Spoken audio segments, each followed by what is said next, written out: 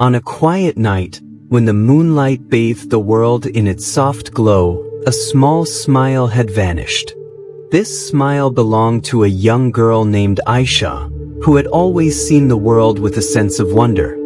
Her life was simple but full of joy, a small house by the lake, with its windows open to the breeze, and the faint scent of jasmine that filled the air every evening. She lived with her mother, who was the kindest soul, and her father, a hard-working man who always tried to make the best of life. But on this particular night, something was different. The moon was especially bright, casting long shadows across the landscape, and there was an unusual stillness in the air. Aisha sat by the window, watching the world outside, but her heart felt heavier than usual. Her little smile, the one that had been a part of her every day, seemed to have disappeared.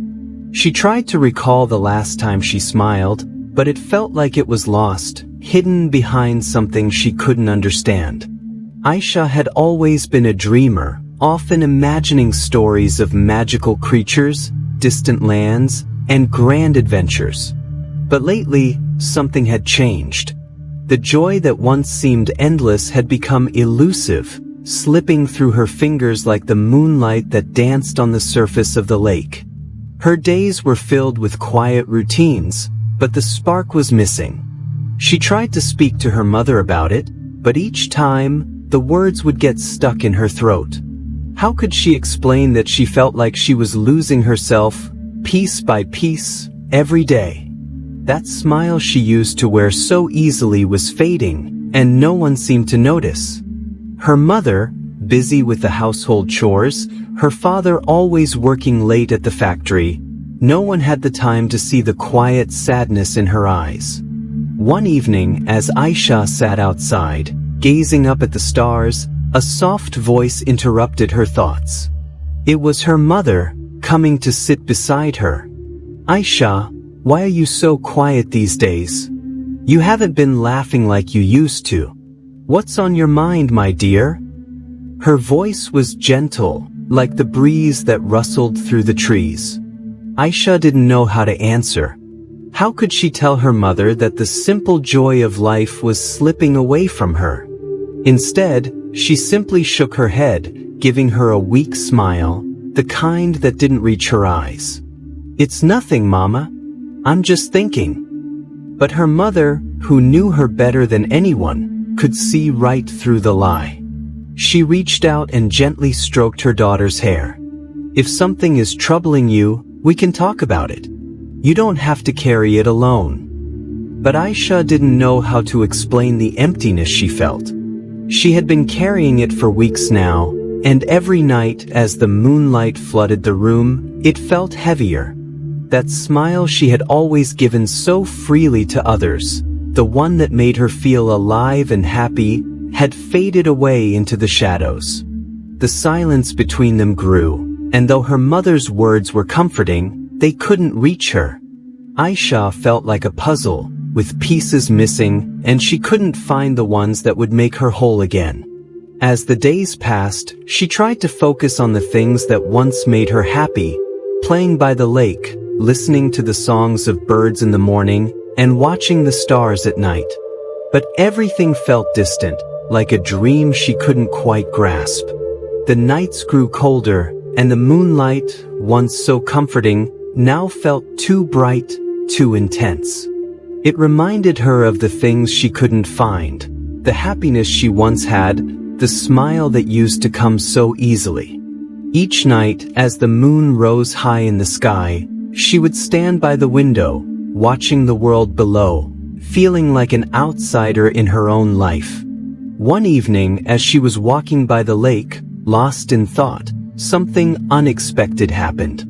A light breeze swept through the trees, carrying with it the scent of jasmine. Aisha paused, taking a deep breath. For the first time in weeks, she felt a flutter of something inside her, a tiny spark of joy. It was as if the breeze had brought with it a whisper of something familiar, something she had almost forgotten. The smile, the one that had been missing for so long, began to return, just a little at first. She smiled softly to herself, the first real smile in what felt like forever. It wasn't the same carefree grin she had once worn, but it was a start, a small step toward finding herself again. Aisha stood there, looking out at the lake, the moon reflecting on its surface like 1,000 tiny stars. She realized then that it wasn't about finding the smile she had lost. It was about rediscovering the things that made her who she was. She didn't need to have everything figured out right away. It was enough to know that, even in the stillness of the night, even in the moments when everything seemed uncertain, there was still beauty, still hope. And that, in itself, was worth smiling about. As she walked back to the house, the smile lingered on her lips, a quiet promise to herself that she would find her way back, piece by piece. She didn't need to rush. She just needed to remember that the world was full of small wonders, moments of peace, and the quiet beauty of the moonlight that bathed her world every night. It was in these moments that the smile would return, slowly but surely, until one day, it would be the smile she remembered, bright, free, and full of joy. And so, as the night wore on, and the stars twinkled above, Aisha lay down to sleep, her heart a little lighter than before. She knew that the smile she had lost would find its way back to her. It wasn't gone forever. It was simply waiting, hidden in the quiet corners of her heart, ready to return when the time was right. In the meantime, she would find peace in the stillness, and trust that with each passing night, the world would give her just what she needed to heal. And when the sun rose again, she would be ready to smile once more.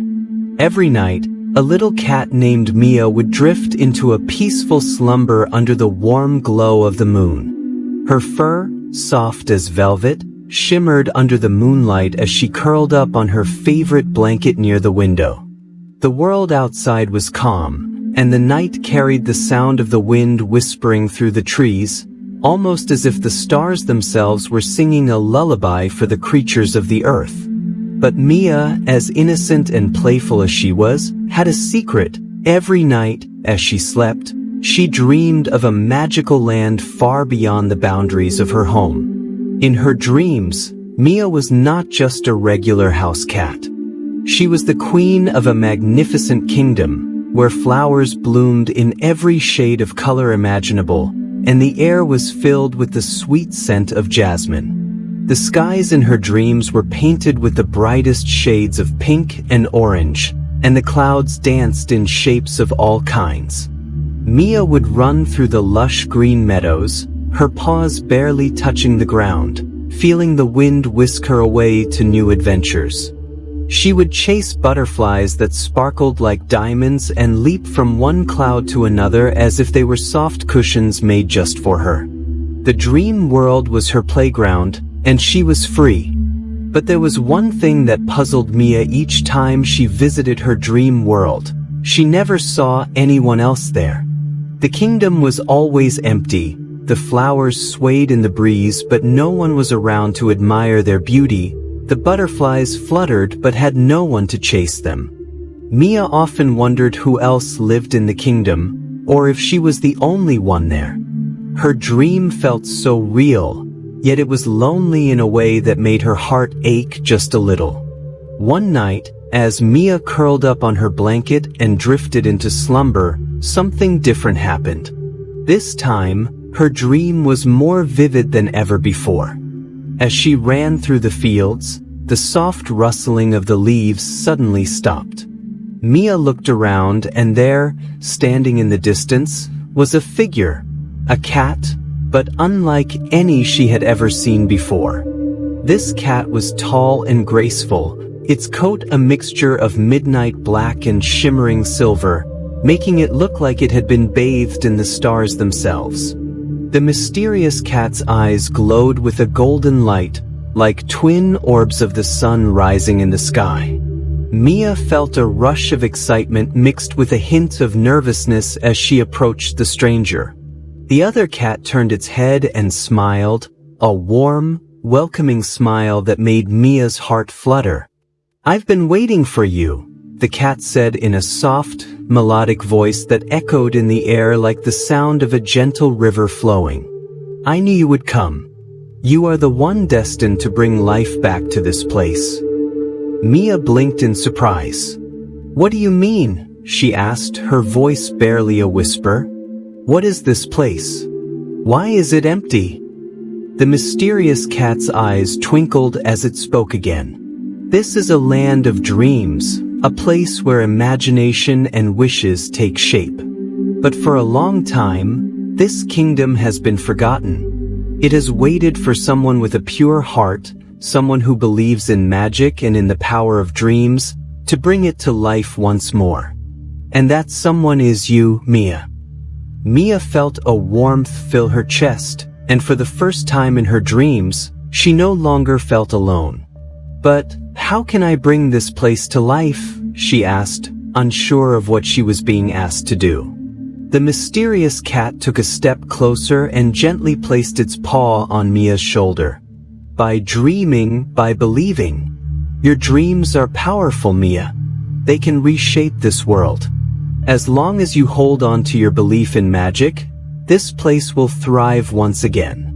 You are the key to unlocking the wonders of this land." Mia's heart swelled with pride and excitement. She had always known there was something special about her dreams, but she never imagined they could change a world. "I will do it," she declared. "I will bring this kingdom back to life." From that moment on, every time Mia slept, her dreams became more colorful and vibrant. The flowers bloomed in bright hues, the trees grew tall and strong, and the skies filled with magnificent birds that soared freely through the air. The mysterious cat, whom Mia had come to know as Luna, was always by her side, guiding her through the dream world and showing her how to shape it with her imagination. Mia learned that her dreams had power beyond anything she had ever known. She could create mountains out of clouds, summon rainbows from the sun, and paint the night sky with stars. The more she dreamed, the more the kingdom flourished, until one night, as she stepped into the meadows of her dreams, she found that the land was no longer empty. Other animals, birds, and creatures had appeared, each brought to life by Mia's belief and imagination. The kingdom was full of life, joy, and laughter, and Mia was no longer alone. In the days that followed, Mia realized something important. Her dreams were not just a way for her to escape. They were a way for her to create, to inspire, and to share her heart with the world. Every night, as she drifted off to sleep, she felt the magic of her dreams envelop her, knowing that in the world of dreams, anything was possible. And no matter where she was or how far away her kingdom seemed, Mia would always have the power to bring it to life with just a thought, a wish, and the strength of her belief. And so, every night, Mia closed her eyes, and as she drifted into sleep, she knew that the world of dreams was waiting for her to shape it, to color it, and to make it as beautiful as her heart could imagine. And the best part was, she was never alone. It was a quiet evening, the sky a deep shade of gray, clouds swirling like the remnants of forgotten stories. As the first raindrops began to fall, they gently tapped against the windows, creating a rhythm that seemed to echo in the heart.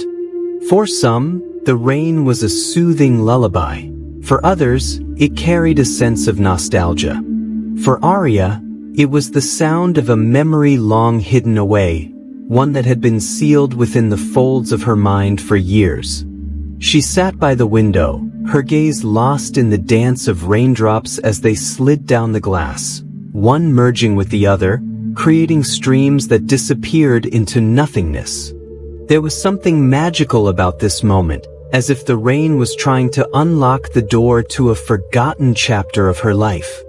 The sound of the rain brought her back to the old house on the hill, the one she used to visit when she was little. Her grandmother's house, a place where stories were born with the setting sun and the warmth of the fireplace. Arya had spent countless afternoons there, curled up beside her grandmother, listening to the tales that seemed to come alive in the crackling of the fire. Those stories, though simple, were filled with magic, wisdom, and a sense of adventure. They were the kind of stories that stayed with you long after the telling, wrapping around your heart like a blanket. One evening, during a particularly heavy storm, her grandmother had told her a story unlike any other. It was a story that Arya would carry with her forever, a tale of love and loss, of hope and resilience, set against the backdrop of an endless monsoon. Her grandmother had begun with a smile, her old eyes sparkling with the kind of mischief only age could bring. There was once a village, much like ours, nestled at the foot of the mountains, she said, her voice soft but clear. And in that village there lived a man named Ayan. He was a poet, his words like magic that could turn the simplest of things into something extraordinary. He would write verses about the rain, about the rivers, about the trees that lined the village paths. But there was one thing Ayan loved more than his poetry, the rain itself. Arya had listened intently, her young mind enchanted by the way her grandmother wove the tale. Ayan believed that the rain was a gift from the heavens, a sign that the world was alive with possibility. Every monsoon, when the clouds gathered above, he would go out into the fields, letting the rain soak his clothes and his hair, as if he was becoming one with the storm. He would stand there, arms outstretched, his face lifted to the sky, and he would recite his poems to the heavens. Her grandmother paused, the rain outside seeming to echo the words she had just spoken. One day, during the fiercest storm the village had ever seen, Ayan met a woman. Her name was Layla, and she had come to the village from far away. She was unlike anyone Ayan had ever seen. Her eyes were deep and mysterious, like the night sky, and her voice was as soft as the falling rain. She was drawn to Ayan, just as he was drawn to her, for she too had a love for the rain. But there was a sadness in her eyes, a longing for something lost, something she could never find again. Arya's heart fluttered, and she leaned in closer. Her grandmother smiled knowingly. They became inseparable, bound by their shared love for the rain and the beauty they saw in the world.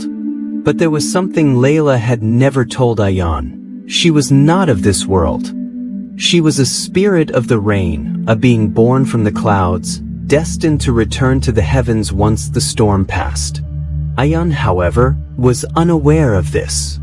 He only knew that he had found his soulmate, someone who understood him in a way no one else ever had. And together, they spent the days of the monsoon in each other's company, creating memories and stories that would last for eternity. Her grandmother's voice dropped to a whisper. But as the storm began to fade, so did Layla. One morning, when Ayan awoke to the sound of birds singing, Layla was gone. The sky was clear, the rain had stopped, and the village was bathed in sunlight. But Ayan knew that the magic of the storm had ended, and with it, so had his time with Layla. Arya felt a chill run down her spine as her grandmother continued. Ayan searched for her, wandering the village and the hills, calling her name into the wind, but Layla was nowhere to be found. The rain had taken her, as it had taken so many others before her, leaving only the memories behind. Ayan, heartbroken but wiser, understood that love, like the rain, was fleeting. But it was also beautiful, a gift that came and went, leaving behind traces of its existence in the most unexpected places. The rain outside had grown heavier now, a steady downpour that seemed to fill the air with a certain kind of magic. Arya could almost feel the weight of her grandmother's words, as if the rain itself was trying to tell her something. She closed her eyes, imagining the village her grandmother had spoken of, the fields bathed in the soft glow of the monsoon, and Ayan standing beneath the sky, waiting for Layla to return. "Does Ayan ever see her again?" Arya had asked, her voice barely above a whisper. Her grandmother had smiled, a wistful look in her eyes. "Perhaps. Sometimes, when the rain is especially heavy, Ayan would find a poem waiting for him on the ground, written in the mud, as if Layla had left it there for him. And sometimes, when he stood in the fields, he would feel a soft touch on his cheek, as if the rain itself was Layla, reaching out to him from the heavens." Arya sat in silence, the rain now a constant companion, the sound of its rhythm filling the space between her thoughts. She had always believed that stories were just stories, tales that took you away from the world, only to bring you back to reality when they ended.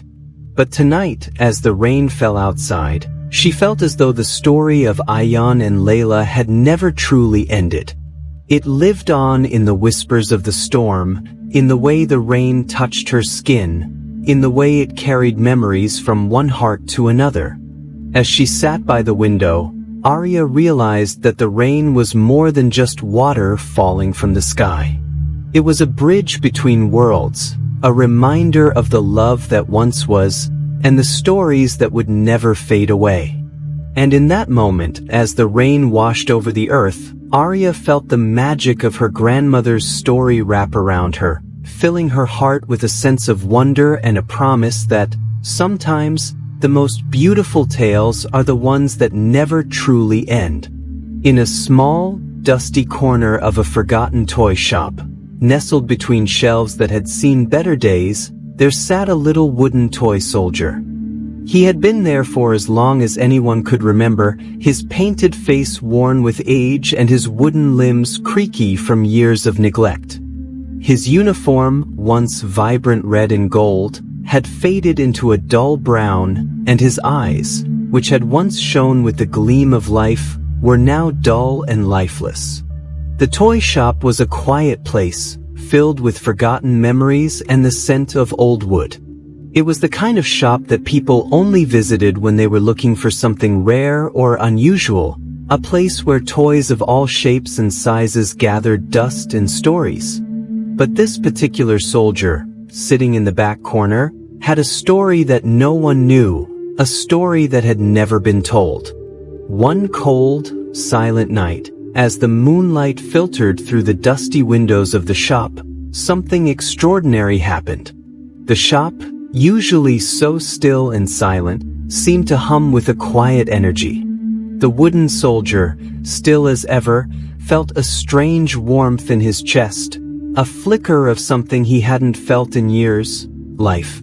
At first, it was barely noticeable. A small twitch of his finger, a tiny shift of his gaze. But then it grew. Slowly, his wooden body began to stretch and move, his joints creaking as they had never creaked before. The paint on his face brightened, and his eyes, once dull, sparkled with the light of 1,000 unspoken dreams. He blinked. He breathed. He was alive. The soldier could hardly believe what was happening to him. How could it be? Toys didn't come to life, not like this. But there he was, standing in the middle of the shop, his wooden feet firmly planted on the cold floor, looking around with wide eyes at the world that seemed so different now. The shelves were no longer just shelves filled with forgotten objects. They were a landscape full of possibilities and mysteries. He looked around the shop, his heart racing with excitement. There were dolls with porcelain faces, stuffed bears with threadbare fur, and tiny mechanical animals that still seemed to hum faintly in their stillness. Everything was as it had been when the shop closed for the night, but everything was different now. The soldier felt a new sense of purpose, a new sense of life coursing through his veins. He took a hesitant step forward, his wooden legs feeling strange beneath him. The floor beneath him creaked as he walked, and he marveled at how real it all felt. He had never known the world beyond his corner of the shop, but now, It was all unfolding before him, full of wonder and mystery. As he explored, he noticed something odd. The other toys, the ones that had always been still and silent, were now stirring. The teddy bears twitched their ears, the dolls blinked their eyes, and even the small wooden train began to chug along its tracks, as though it were alive too. But the soldier didn't know how to talk to them. He was just a toy, after all. And yet, he felt something deep within him. A connection, a need to understand what was happening. He didn't know if he should be afraid or amazed, but the world was so full of possibilities now that he was alive. He wandered through the aisles, meeting toys that were now awake, just like him. His first encounter was with a small ballerina doll, her porcelain face delicate and fragile. She twirled on her little wooden stand, her dress shimmering in the moonlight. When she saw the soldier, she stopped and looked at him, her eyes wide with curiosity. "Who are you?" she asked, her voice soft and sweet, like the wind rustling through the trees. "I'm not sure," the soldier replied, his voice unsure but filled with wonder.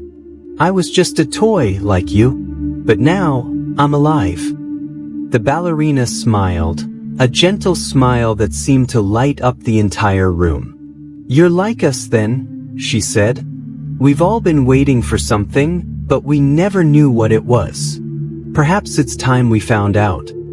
The soldier nodded, feeling the warmth of her words. He wasn't alone anymore. There were others who understood what he was feeling, others who were just like him. Together, they could explore this strange new world. This world that was no longer filled with the cold, static existence of toys in a shop, but a world where they could move, speak, and live. As the night went on, the toys came to life one by one, each of them awakening to the magic that had somehow brought them to life. The soldier found himself among a group of toys, each with its own story, its own memories of being forgotten, of being left behind. But now, they were all together, and for the first time, they felt like they mattered. The soldier realized that he wasn't just any toy. He had been given life for a reason that was far beyond his understanding. There was a purpose to this awakening, a purpose to all the other toys coming to life. They were no longer just decorations, no longer just playthings. They had become something more, something real. As the night grew deeper and the first light of dawn began to break through the windows, the soldier found himself standing by the door of the toy shop.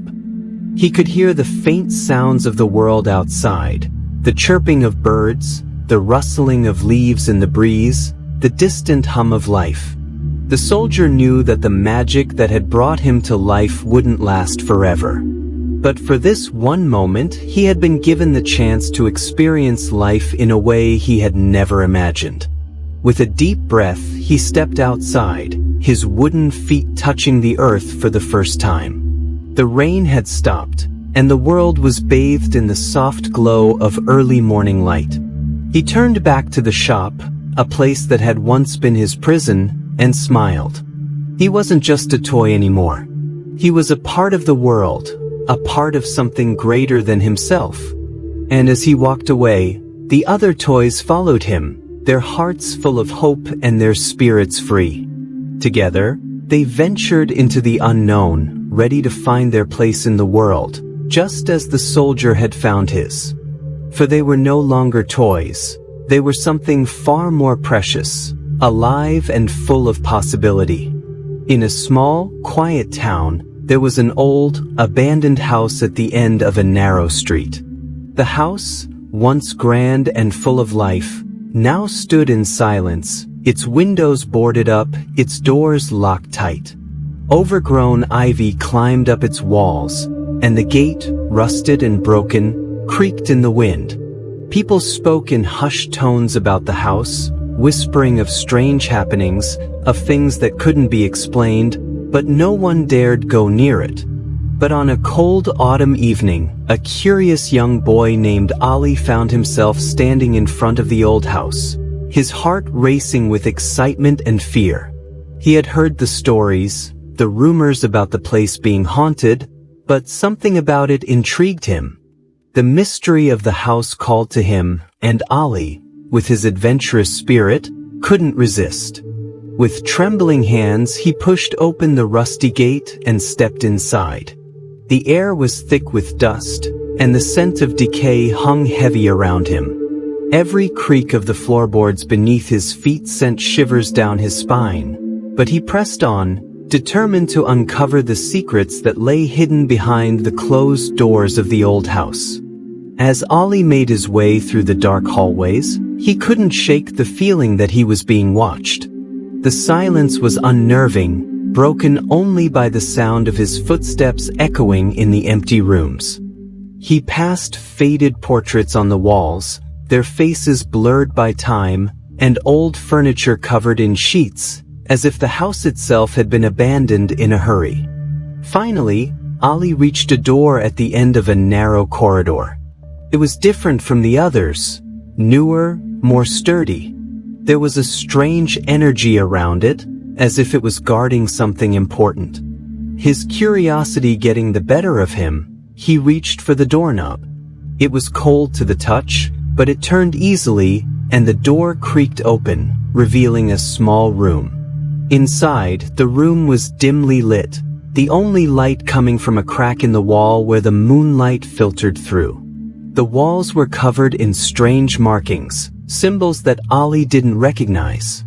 A small, wooden chest sat in the center of the room, its surface carved with intricate patterns. But what caught his attention the most was the air, thick with an eerie energy, almost as if the room itself was alive.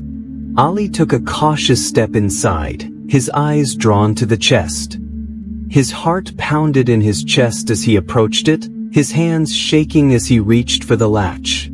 With a soft click, the chest opened, and a cold gust of wind rushed out, carrying with it a strange, familiar scent. Inside the chest lay an old, leather-bound book. Its cover was worn, the pages yellowed with age, and its edges frayed as if it had been handled countless times. The book seemed to glow faintly in the dim light, and Ali felt a strange pull to it, as though it were calling to him.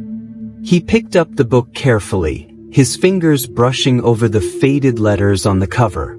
It was written in a language he couldn't understand, but the symbols seemed familiar.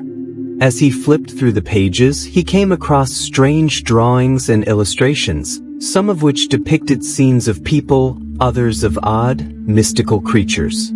There were words too, written in flowing script, but Ali couldn't make sense of them. Suddenly, a voice echoed in the room, soft but clear. It was a whisper, like a distant memory, but Ali heard it as though it were right beside him. "You shouldn't be here."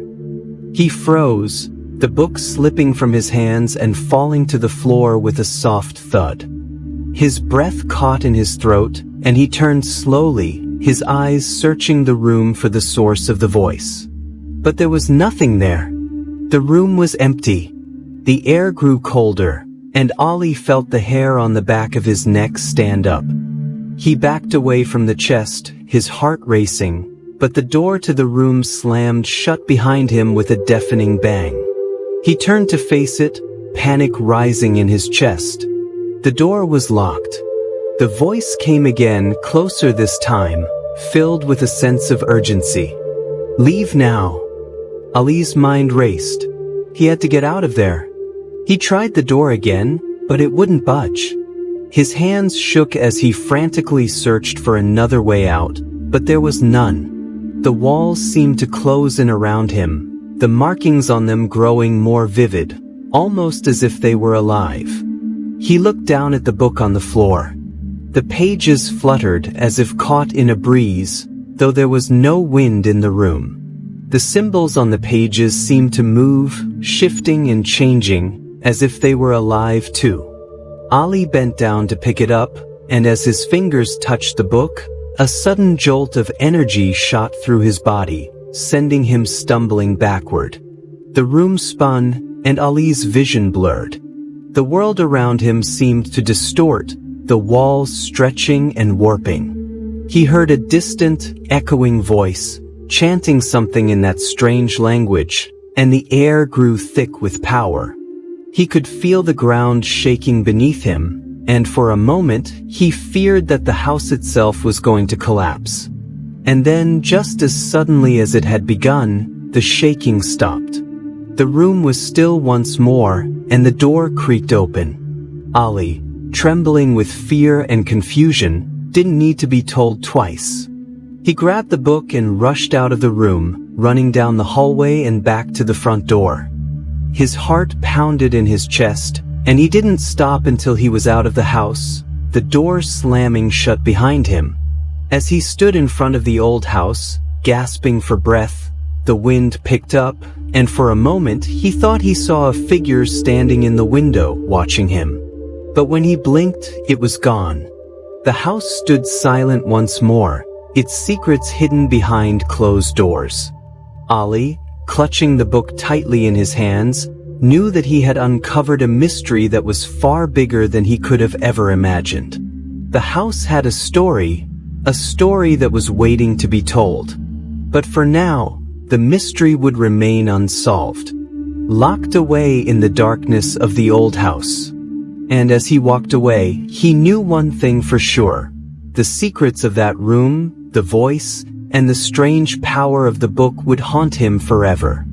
In a small village nestled between the hills, there was a house that stood quietly at the edge of the forest. It was an old, humble house, with crumbling walls and a roof that had seen better days. But inside, it was filled with warmth and love. The house belonged to a kind-hearted woman named Noor, who was known throughout the village for her gentle nature and caring soul. She had spent her entire life in this village, and though she had little in terms of material wealth, she had more than enough love to give. Noor lived alone, her husband having passed away many years ago, and her children were all grown and living far away in the city. Yet she was never lonely. Every evening, as the sun dipped behind the hills, Noor would light a small oil lamp by her window. She believed in the power of light, and the simple act of lighting that lamp filled her with a sense of peace and hope. The villagers often passed by Noor's house on their way home, and they would smile at the soft glow of her lamp shining from the window, a beacon of warmth in the dark. They knew that, no matter how difficult their own lives might be, there was always one place where they could find comfort and peace, Noor's home. One particularly cold winter evening, as the wind howled through the trees and snow began to fall in thick, heavy flakes, something unusual happened. Noor was sitting by her window, her hands wrapped around a cup of warm tea, staring at the flickering light of her lamp. She had just finished a long day of preparing food for the poor families in the village and was ready to retire to bed when she noticed something strange. The light from her lamp, usually steady and unwavering, began to flicker. At first, Noor thought it was just the wind, but as the minutes passed, the flickering grew more intense, as if the light was struggling to stay alive. Noor's heart raced with concern. She had never seen her lamp behave this way before. She stood up and walked over to the window, staring out into the dark night. The village was covered in a blanket of snow, and there was no sign of movement except for the occasional gust of wind. Yet, Noor couldn't shake the feeling that something was wrong. She felt an unsettling silence in the air, as if the world was holding its breath. Noor turned back to the lamp, her hands trembling as she reached out to adjust the wick. But as she touched it, the flames suddenly went out, plunging the room into darkness. Her breath caught in her throat, and for a moment, she stood there in the stillness, unsure of what to do. Just then, a knock came at the door. Noor's heart skipped a beat. Who could be out there in such a storm? She quickly opened the door, and standing there in the cold was a young man, his face pale and weary, his clothes soaked by the falling snow. "Please," the young man said, his voice shaking, "may I come in? I've lost my way in the storm." Noor, though startled, immediately stepped aside to let him in. She could see that he was exhausted and cold, his eyes filled with fear and confusion. She quickly wrapped him in a warm blanket and offered him a seat by the fire. "Thank you," the young man murmured, his voice soft. "I don't know what happened. I was just passing through and the storm. It came out of nowhere." Noor smiled gently, offering him a cup of tea.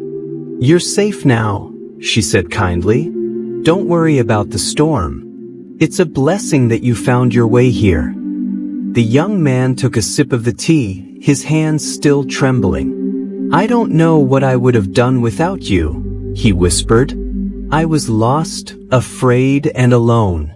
But then I saw your light. It was the only thing I could see in the darkness.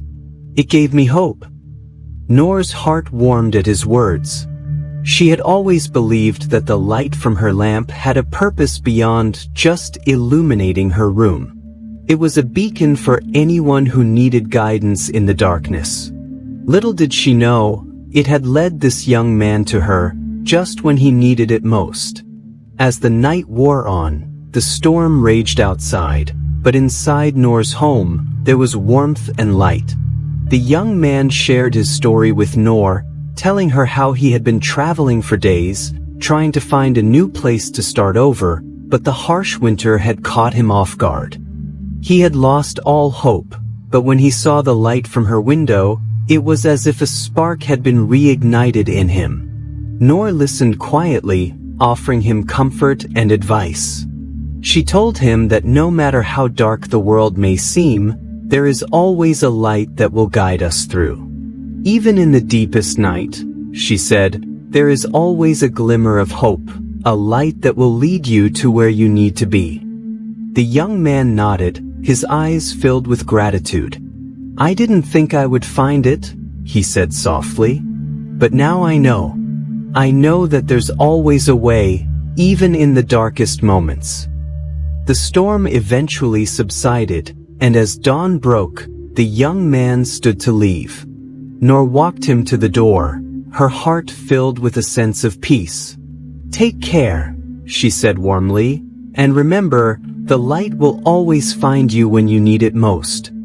As the young man disappeared into the morning mist, Noor returned to her window. The sun had just begun to rise, casting a soft, golden light over the snow-covered village. And there, in the distance, Noor could see the faint outline of the young man walking with renewed confidence, his steps sure and steady. She smiled to herself, knowing that her little lamp had done its job once again. It had brought light to someone who had lost their way, just as it had always done for so many others. Noor's heart swelled with pride and love, for she knew that even the smallest light could make the biggest difference in someone's life. As she turned back to her home, Noor felt a deep sense of fulfillment. The storm had passed, and with it, the darkness had been replaced by the warmth of the morning sun. Noor understood more than ever that sometimes all it takes is one small light to guide someone through the darkest of nights. And in that moment, she knew that her light, no matter how small, would always shine. In the heart of a vast jungle, where the trees whispered ancient secrets and the air was thick with the scent of wildflowers, there lived a young boy named Arif. His home was a small hut on the outskirts of the jungle, a place where the world seemed to slow down and nature thrived in all its untamed beauty. Arif had grown up surrounded by the sounds of rustling leaves, chirping birds, and the occasional growl of a distant predator.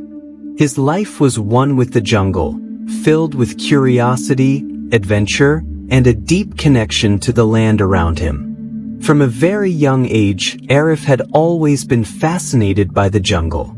While other children spent their days playing games or running around in the village, Arif would wander into the heart of the jungle, following the winding trails that only he seemed to know. He had no fear of the dense woods or the creatures that roamed within it. To him, the jungle was a playground, and every tree, rock, and stream held a new story waiting to be discovered. Arif's most cherished time was when the sun began to set, casting an orange glow over the entire jungle. As the night creatures began to stir, Arif would climb up a tall tree and gaze at the stars, feeling as if he were one with the sky. The jungle was his world, and he loved it with all his heart. But one night, as Arif lay on his favorite tree branch, looking at the sky, something extraordinary happened. As he drifted off to sleep, a soft voice called to him from the depths of the jungle. It was a voice so gentle, yet so strong, that it sent shivers down his spine. "Arif," the voice whispered, "come, follow me and see the dreams of the jungle." Arif, curious and eager for adventure, quickly climbed down from the tree and followed the voice through the dense undergrowth. He walked deeper into the jungle than he had ever dared before, the trees growing thicker, the sounds of the animals more distant, and the air heavier with mystery. The path seemed to lead him to a secluded part of the jungle, a place where the moonlight barely touched the ground. There, in the middle of a clearing, Arif found a magnificent sight. Before him stood a glowing tree, its branches heavy with shimmering fruit that sparkled like stars. The air around it was filled with a soft, otherworldly glow, and the ground beneath his feet seemed to hum with energy. The voice spoke again, this time clearer and more welcoming. "Arif," the voice said, "this is the dream tree. It holds the dreams of the jungle, the dreams of all who live here, from the smallest ant to the mightiest tiger. Tonight, it is your turn to witness these dreams." Arif, both awestruck and excited, stepped forward and reached out to touch one of the glowing fruits. As soon as his fingers brushed against it, a rush of images flooded his mind. He saw the life of the jungle in ways he had never imagined. He saw the majestic elephants roaming the plains, their trumpeting calls echoing through the forest. He saw the graceful deer bounding through the trees, their hooves barely touching the ground. He saw the birds soaring high above, their wings cutting through the air like whispers of freedom. But then, something strange happened. As the dream continued, Arif began to see his own life, his childhood in the jungle, playing out before his eyes. He saw himself running through the woods with his friends, laughing and shouting as they explored the hidden corners of the jungle. He saw himself swimming in the cool streams, feeling the rush of the water against his skin. He saw himself lying on the same tree branch where he had often watched the stars, lost in thought and wonder. The vision shifted, and suddenly Arif saw a future that he had never dared to dream of. He saw himself as an elder, sitting by the fire with his grandchildren, telling them stories of the jungle, of his adventures, and of the dreams he had witnessed as a child. He saw the jungle still thriving, full of life and energy, just as it had been when he was a boy. The vision then faded, and Arif found himself standing alone in the clearing once more. The dream tree had returned to its peaceful state, the fruit once again glowing softly, as if nothing had ever happened. Arif stood there, his heart racing, his mind full of the incredible journey he had just experienced. "You have seen the dreams of the jungle," the voice said, now fading away into the night. "Never forget what you have witnessed. The jungle lives on in the hearts of those who love it, and its dreams are carried through generations." Arif nodded, a deep sense of understanding and gratitude filling his soul. He had always known that the jungle was more than just a place. It was a living, breathing entity, full of life and stories. But now, he understood that the jungle held more than just the present. It held the past, the future, and all the dreams in between. With a heart full of wonder, Arif slowly made his way back to his home. As he walked, he looked around at the trees, the animals, and the stars above, feeling a deep connection to them all. The jungle had shared its dreams with him, and now he carried those dreams in his heart. The next morning, when the sun rose over the horizon, Arif woke up with a new sense of purpose. He knew that his childhood in the jungle was not just a series of adventures. It was a legacy, a dream that would live on for generations to come. And as he continued to explore the jungle, he would always remember the dream tree and the lessons it had taught him. The jungle was alive with dreams, and Arif was one of the dreamers. He smiled to himself, knowing that the magic of the jungle would never fade, and that its stories would continue to live on in the hearts of those who listened closely enough to hear them. And as he ran through the jungle, his laughter echoing through the trees, he knew that he was part of something much bigger than himself, a part of the never-ending dream of the jungle. In an old, forgotten attic, nestled deep within a house that had seen generations come and go, there lay a dusty, rusted chest. It was a small wooden treasure chest, its edges worn down by time, its surface etched with intricate patterns that no longer held the vibrancy they once had. This chest, long hidden away, had been passed down from one generation to the next, a keepsake of memories and stories, each layer holding the weight of years gone by. No one remembered when it was first brought into the house, but it had always been there, sitting quietly, waiting for the right hands to open it. The chest was locked, its key long lost to the sands of time, but the stories of its contents had lived on in whispers. People often spoke of the chest in hushed tones, wondering what treasures it might hold inside. Was it full of gold coins, heirlooms, or something far more valuable, memories, moments, and forgotten dreams? No one knew for sure, but it had remained a mystery, a piece of the past that begged to be uncovered. One rainy afternoon, as the wind howled outside and the scent of wet earth filled the air, a curious girl named Mira ventured into the attic. She was the youngest in the family, with an insatiable thirst for adventure and a heart full of wonder. Mira had heard the stories about the chest many times, and each time, her imagination soared, dreaming of what secrets it might hold. Today, as the rain tapped softly against the windows, Mira decided it was time to find out for herself. Climbing the creaky stairs to the attic, Mira was met with the familiar sight of old furniture, forgotten knickknacks, and piles of dusty books. The attic, though dark and musty, felt like a place of endless possibilities. It was a world frozen in time, where the past lingered like a shadow, waiting to be rediscovered. There, tucked in the farthest corner, was the chest. It was more magnificent than Mira had imagined. Even through the dust and grime, she could see the faint outline of its beautiful carvings. Her heart raced with excitement as she knelt before it, running her fingers over the surface.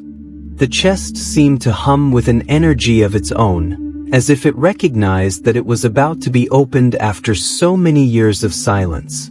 Mira searched the attic, her eyes scanning the piles of old books and papers for something, anything, that might help her unlock the chest. And then, hidden beneath a pile of old blankets, she found it, a small, rusted key. It was delicate, its shape worn down by time, but it looked as though it might fit the lock of the chest. Her hands trembled as she inserted the key into the lock, the cold metal fitting perfectly. With a soft click, the chest creaked open, revealing its contents. Inside, there was no gold or jewels, but something far more precious. A collection of old letters, faded photographs, and tiny trinkets, each one telling a story of a life lived long ago. As Mira carefully sifted through the items, she uncovered the history of her ancestors, their joys, their struggles, and their dreams. The letters spoke of love, loss, and hope, of a family that had come together in times of hardship and celebrated in times of joy. The photographs captured moments frozen in time: a wedding, a child's first steps, a family gathering. There were even small mementos: a seashell from a trip to the beach, a locket worn by her great-grandmother, and a dried flower pressed between the pages of an old book. Each item held a memory, a fragment of the past that had been carefully preserved, waiting for someone to discover it again. Mira realized that the chest wasn't just a collection of objects. It was a window into a world that no longer existed, a world that had shaped the present she now lived in. As Mira continued to explore the chest, she felt as though she were walking through the lives of her ancestors, hearing their voices, sharing their experiences. It was as if the chest had opened a door to a hidden world, one filled with stories and emotions that had been forgotten by time. With each letter she read and each photograph she admired, Mira began to understand the true value of the chest. It wasn't about the things it contained, but the memories it held, the legacy of a family passed down through the generations. The chest was a reminder that the past was never truly gone. It lived on in the stories we told, the things we kept, and the love we shared. As the rain continued to fall outside, Mira sat in the attic, surrounded by the treasures of the past. The chest had opened her eyes to a world she had never known, a world that was just as much a part of her as the one she lived in now. She smiled, knowing that she had uncovered something far more valuable than gold. A connection to her roots, to the generations that had come before her, and to the world that had shaped her. The chest, once a mystery, had revealed its secrets, and in doing so, had opened up a new chapter in Mira's life. She carefully closed the chest, knowing that it wasn't just a relic of the past, but a living memory, a piece of her family's history that she would carry with her forever.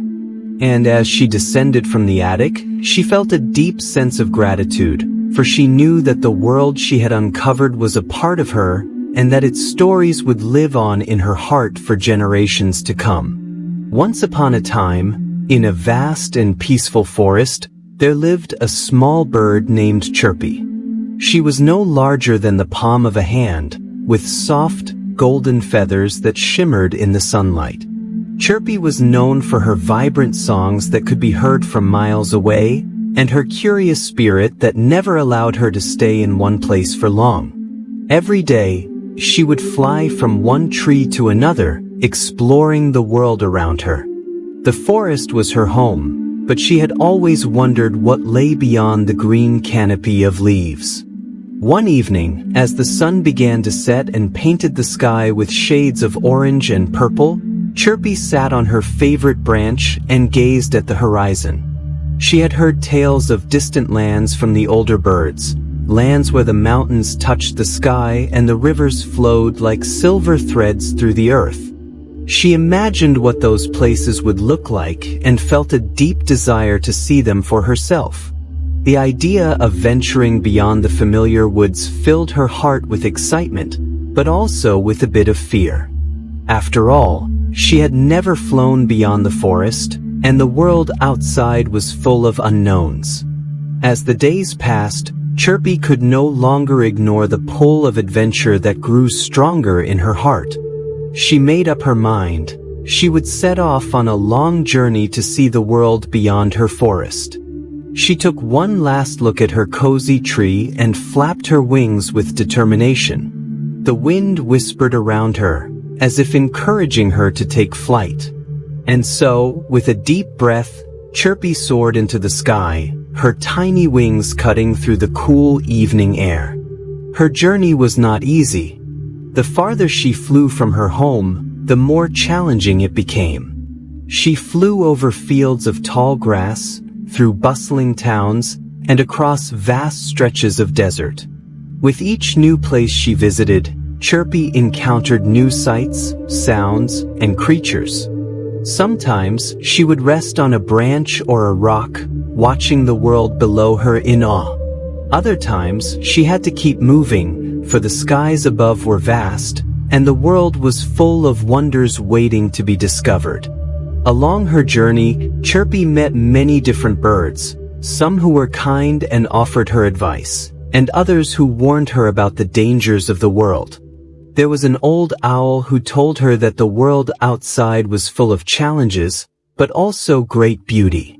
A wise eagle shared stories of soaring over towering mountains, while a playful sparrow taught her how to find joy in every moment of her travels. Each bird she met had its own story to tell, and with every encounter, Chirpy felt her world growing larger and more wonderful. But it wasn't just the birds who left an impression on her. Chirpy also encountered many other creatures along the way: rabbits, deer, foxes, and even humans. There were moments of kindness, like when a little girl offered her some crumbs of bread during a long, tiring day. But there were also moments of fear, like when a storm caught her mid-flight, and she had to seek shelter in a hollow tree until the winds calmed down. As the months passed, Chirpy's journey took her to places she had never imagined.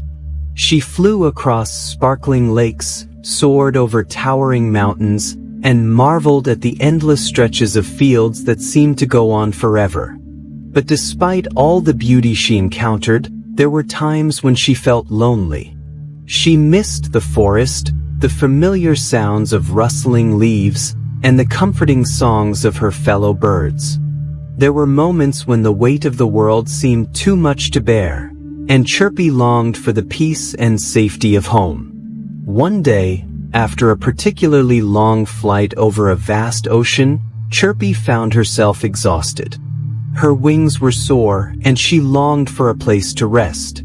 As the sun began to set, she spotted a small island in the distance, surrounded by calm, turquoise waters.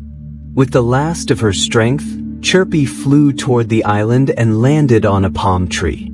The island was peaceful, and as she settled into the branches, she realized that the long journey had changed her. She had seen so much of the world, and in doing so, she had learned more about herself than she could have imagined. As the days passed on the island, Chirpy took time to reflect on her travels. She had discovered new places, met wonderful creatures, and faced challenges that had made her stronger. But what she had learned the most was the importance of home. The world was full of beauty and adventure, but there was no place like the forest she had left behind. She realized that while adventure was important, it was equally important to know where you came from, to find peace in the familiar, and to cherish the moments of stillness. After resting for some time, Chirpy felt ready to return. She spread her wings and took flight once more, this time heading back to the forest she had once called home. The journey back was easier than the one before, for now, Chirpy knew the world outside, and it didn't seem as vast or daunting. The sky seemed like a familiar friend, guiding her back to the place she had always belonged. When Chirpy finally returned to her forest, the birds greeted her with joy, eager to hear her stories. She perched on her favorite branch, surrounded by her friends, and began to sing the most beautiful song she had ever sung. Her journey had taught her many things, but the greatest lesson of all was that no matter how far you go, home is always where the heart is. And so, Chirpy continued to sing her songs, not because she had to, but because she wanted to. She had seen the world, and now she knew that sometimes the most important journeys are the ones that lead you back to where you started. In a small village, hidden in the heart of a vast green landscape, there lived a tiny piece of straw named Tinka. Tinka was unlike the other pieces of straw that lay scattered across the ground. While others were content with simply being part of the earth, Tinka felt a longing, an inner desire for something more. As he lay among the blades of grass, looking up at the sky, he would often dream of becoming something much greater than just a mere speck on the earth. He wished to be part of the wind, to float high above the ground, to see the world from a new perspective. Every day, Tinka would gaze at the trees towering above him, their leaves swaying gently in the wind. He would watch the birds soar across the sky with such grace, and sometimes he would wish he could do the same. But Tinka, being only a tiny piece of straw, had no wings to carry him. He was bound to the earth, waiting for something to change, something to offer him the chance to rise up and break free. The seasons passed, and Tinka remained on the ground, feeling more and more distant from the world he had always admired. Yet, in his heart, he refused to give up on his dreams. He believed that somewhere out there was a chance for him to escape the ground and experience the beauty of the world from above. One evening, after a heavy storm, the air was still and calm. The rain had stopped, and the clouds began to part, allowing the last rays of the sun to shine through. It was in that quiet moment that something incredible happened. Tinka felt a gentle breeze that lifted him off the ground. At first, he wasn't sure what was happening, but the wind was strong enough to carry him into the air. Tinka felt a surge of excitement and wonder as he was lifted higher and higher, twisting and turning in the breeze. The world around him seemed so different now. The fields he had known for so long looked small from up above, and the trees were mere dots on the landscape. He was free. The wind, which had once seemed so distant and unattainable, was now his companion. Tinka danced with the breeze, feeling lighter and more alive than ever before. For the first time in his life, he was part of something greater. As he floated through the air, Tinka marveled at the beauty of the world. He saw the vast expanse of the forest stretching out beneath him, the rivers glistening in the fading light, and the mountains that seemed to touch the sky. The colors of the world were brighter from up here, and Tinka felt as if he were part of the very fabric of nature. He no longer felt small or insignificant. The sky, the trees, and the earth below were all connected, and now Tinka was a part of it all. After what felt like an eternity, the wind gently guided Tinka toward a tall oak tree. The branch extended toward him as if it were inviting him to rest. With a soft landing, Tinka found himself perched on the branch of the great tree. For a moment, he sat there, taking in the view, feeling a deep sense of peace. The world below him was vast and beautiful, and Tinka realized that he was no longer just a tiny piece of straw. He had become something more. As the sun dipped below the horizon, the sky turned a deep shade of purple, and the stars began to twinkle above. But there was something else, something extraordinary. Tinka began to glow. At first, it was a faint shimmer, but soon he was shining brightly, his tiny form casting a soft light in the darkness. He looked around in wonder. The stars above him were glowing too, but Tinka felt a special connection to them. He wasn't just a piece of straw anymore. He had transformed into a part of the sky itself. The more Tinka glowed, the more he realized that he wasn't just shining for himself. He was now part of something far greater than he had ever imagined. The stars, the trees, the wind, and the earth were all connected, and Tinka was now one of them. He had become a beacon in the night, a reminder that even the smallest of things could make a big difference in the world. As days passed, Tinka continued to shine brightly in the night sky. People below would look up at the stars, marveling at the beauty of the night, unaware that one of those stars was once a tiny piece of straw, just like the rest. But Tinka knew. He knew that he had come a long way from where he had started. He had found his place among the stars, and in doing so, he had found his true purpose. One evening, a young girl stood beneath the sky, gazing up at the stars. She had always felt like Tinka once had, small and insignificant in the grand scheme of things. But as she looked up at the stars, her heart was filled with hope.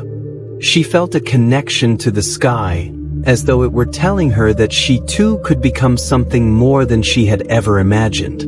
And in that moment, she saw Tinka shining brightly above, a small but powerful reminder that even the most ordinary of beings could find their way to greatness.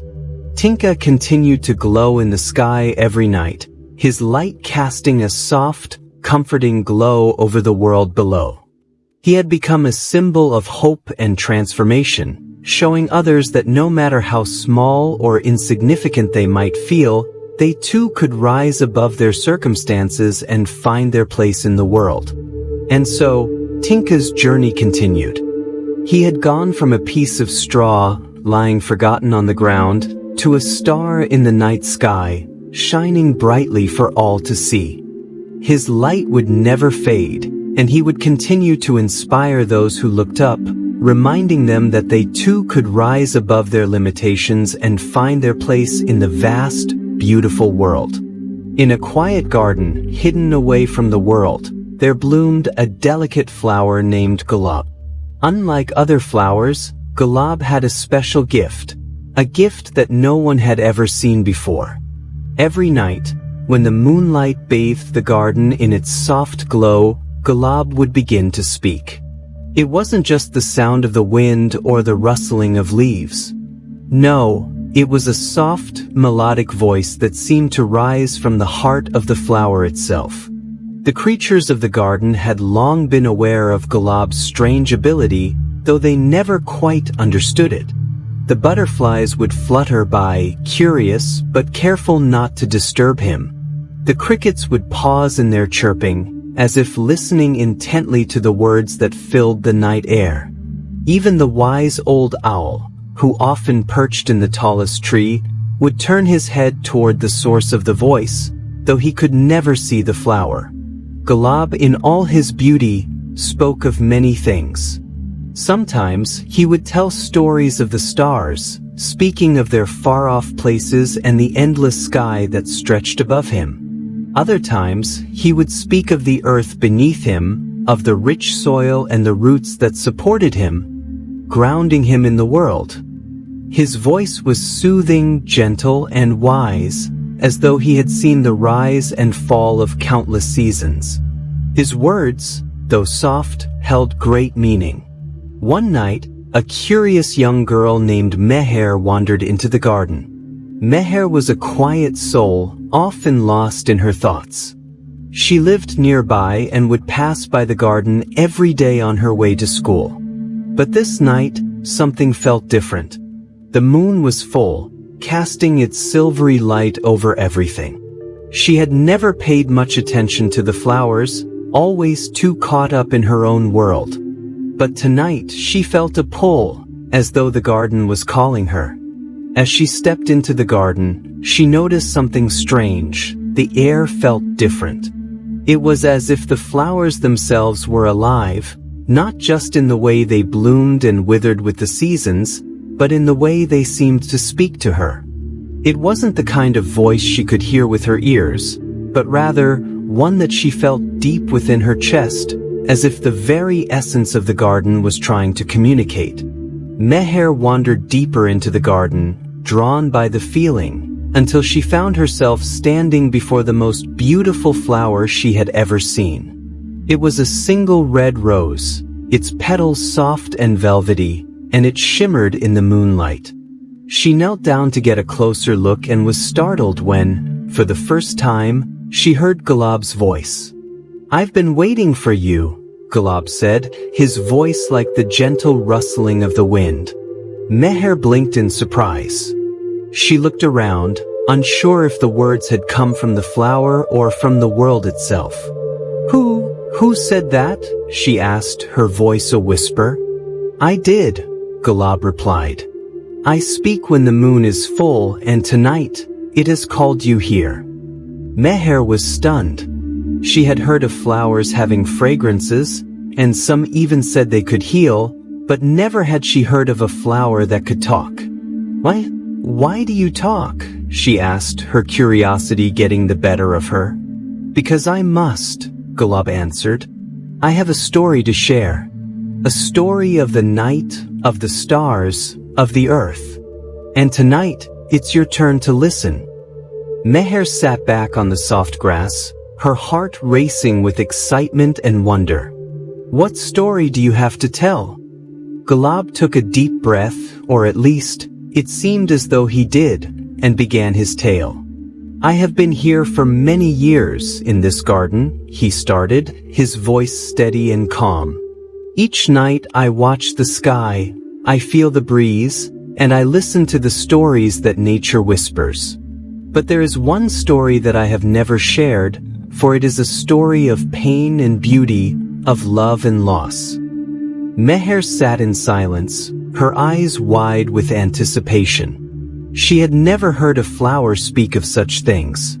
She leaned in, listening closely to Gulab. Long ago, Gulab continued, before I had grown into the flower you see today, I was a tiny seed buried deep beneath the soil. The earth was dark and I was alone. But I had a dream. I dreamed of reaching the sun, of stretching my petals toward the sky and feeling the warmth of its light. I dreamed of being more than just a seed, more than just a part of the earth. I wanted to be free, to bloom, to be seen. Meher could feel the sadness in Gulab's voice, the longing that echoed in his words. But growing takes time, he continued. I was small and the world was vast. There were storms, heavy rains, and winds that tried to knock me down. Sometimes I thought I would never make it, that I would remain buried forever. But with each passing day, I stretched a little more toward the surface and I grew. And one day, the sun found me.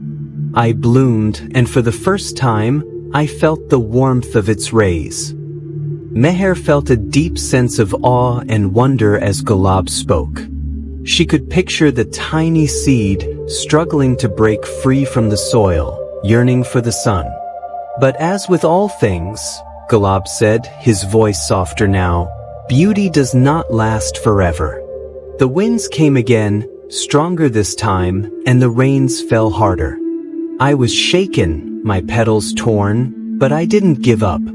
I knew that each storm was a lesson, each gust of wind a reminder that life is not always gentle. The stars watched me from above, and the moon, like tonight, was always there, guiding me through the darkness.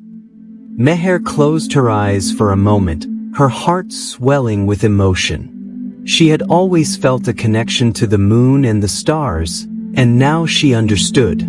They were not just far-off things in the sky, they were part of a greater story, a story that included all living things. When the night is dark, Gulab said, and the world seems lost, remember that it is only in the darkness that we can truly see the light. I have learned that, no matter how many storms come, no matter how many nights are long and cold, there is always a reason to bloom again. Meher looked up at the moon, her eyes filled with tears. She realized that she too had been through storms in her own life, storms of doubt, fear, and loneliness. But like Gulab, she could bloom again. She could reach for the light, no matter how hard the winds blew. Gulab's voice grew softer, almost like a whisper. I speak so that you may hear, so that you may never forget. You too are part of this story. The flowers, the stars, the earth, they all speak in their own way. And sometimes they speak just for you. Meher stood up slowly, feeling a sense of peace wash over her. She knew that this moment would stay with her forever. As she walked away from the garden, the moon still shining brightly above, she felt a deep connection to the world around her. The flower's words had awakened something inside her, a deep knowing that, no matter how dark the night, there would always be a way to bloom. There was once a bridge, not made of steel or stone, but built entirely of dreams. It was known as the Bridge of Dreams, a place where people crossed with their hopes, their desires, and their deepest wishes. This bridge, however, was not visible to everyone. Only those who truly believed in the power of dreams could see it, and for those who did, it became a sacred path that led them to the very heart of their dreams. In a small, peaceful town lived a young girl named Anaya.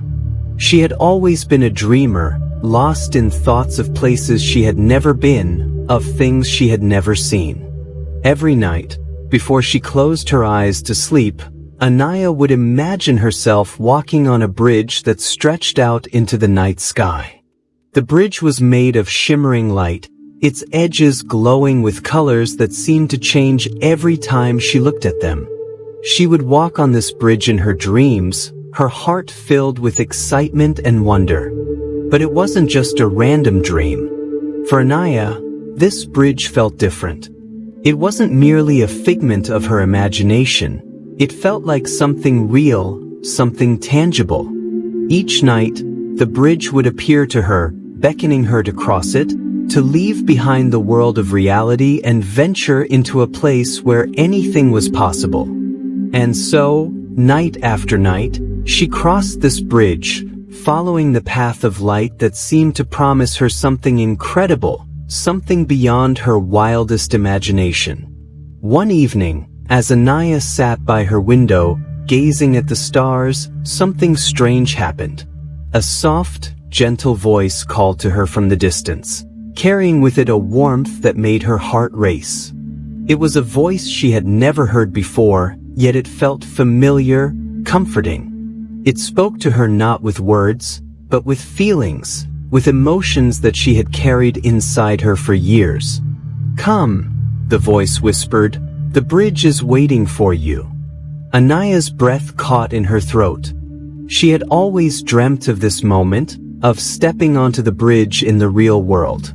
But she had always assumed it was just a dream, a wish that would never come true. Yet now, in the quiet of the night, it felt as though the bridge was no longer just a figment of her imagination. It was real. Without thinking, Anaya stood up, her heart pounding in her chest. She walked to the door, her feet light and swift as if guided by some invisible force. She stepped outside into the cool night air, feeling the softness of the grass beneath her feet. The stars above shone brighter than ever, and the moonlight bathed the world in a silver glow. The air seemed to hum with possibility, and Anaya felt an undeniable pull toward the unknown. As she reached the edge of the forest near her house, she saw it. There, in the distance, the bridge appeared before her, stretching out into the sky. It was more magnificent than anything she had ever imagined, its shimmering light casting a glow that lit up the entire landscape. The colors of the bridge seemed to dance, shifting between hues of violet, blue, and gold, as though it were alive, breathing with the rhythm of her heartbeat. Anaya's eyes widened in awe. The bridge was not like any ordinary bridge. It was a bridge made of dreams, a bridge that could only be seen by those who dared to dream big. And here she was, standing at the beginning of it, with her heart full of longing and hope.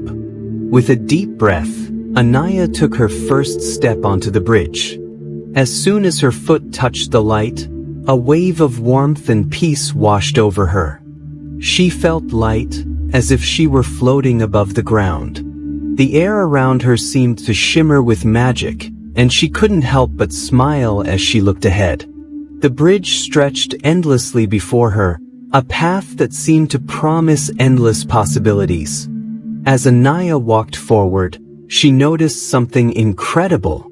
Each step she took was accompanied by a soft, melodic sound, as if the bridge itself was singing to her. The more she walked, the more the melody seemed to grow, echoing in her ears and filling her heart with joy. She had never felt so alive, so free. It was as if the bridge was leading her toward a place where her dreams could finally come true.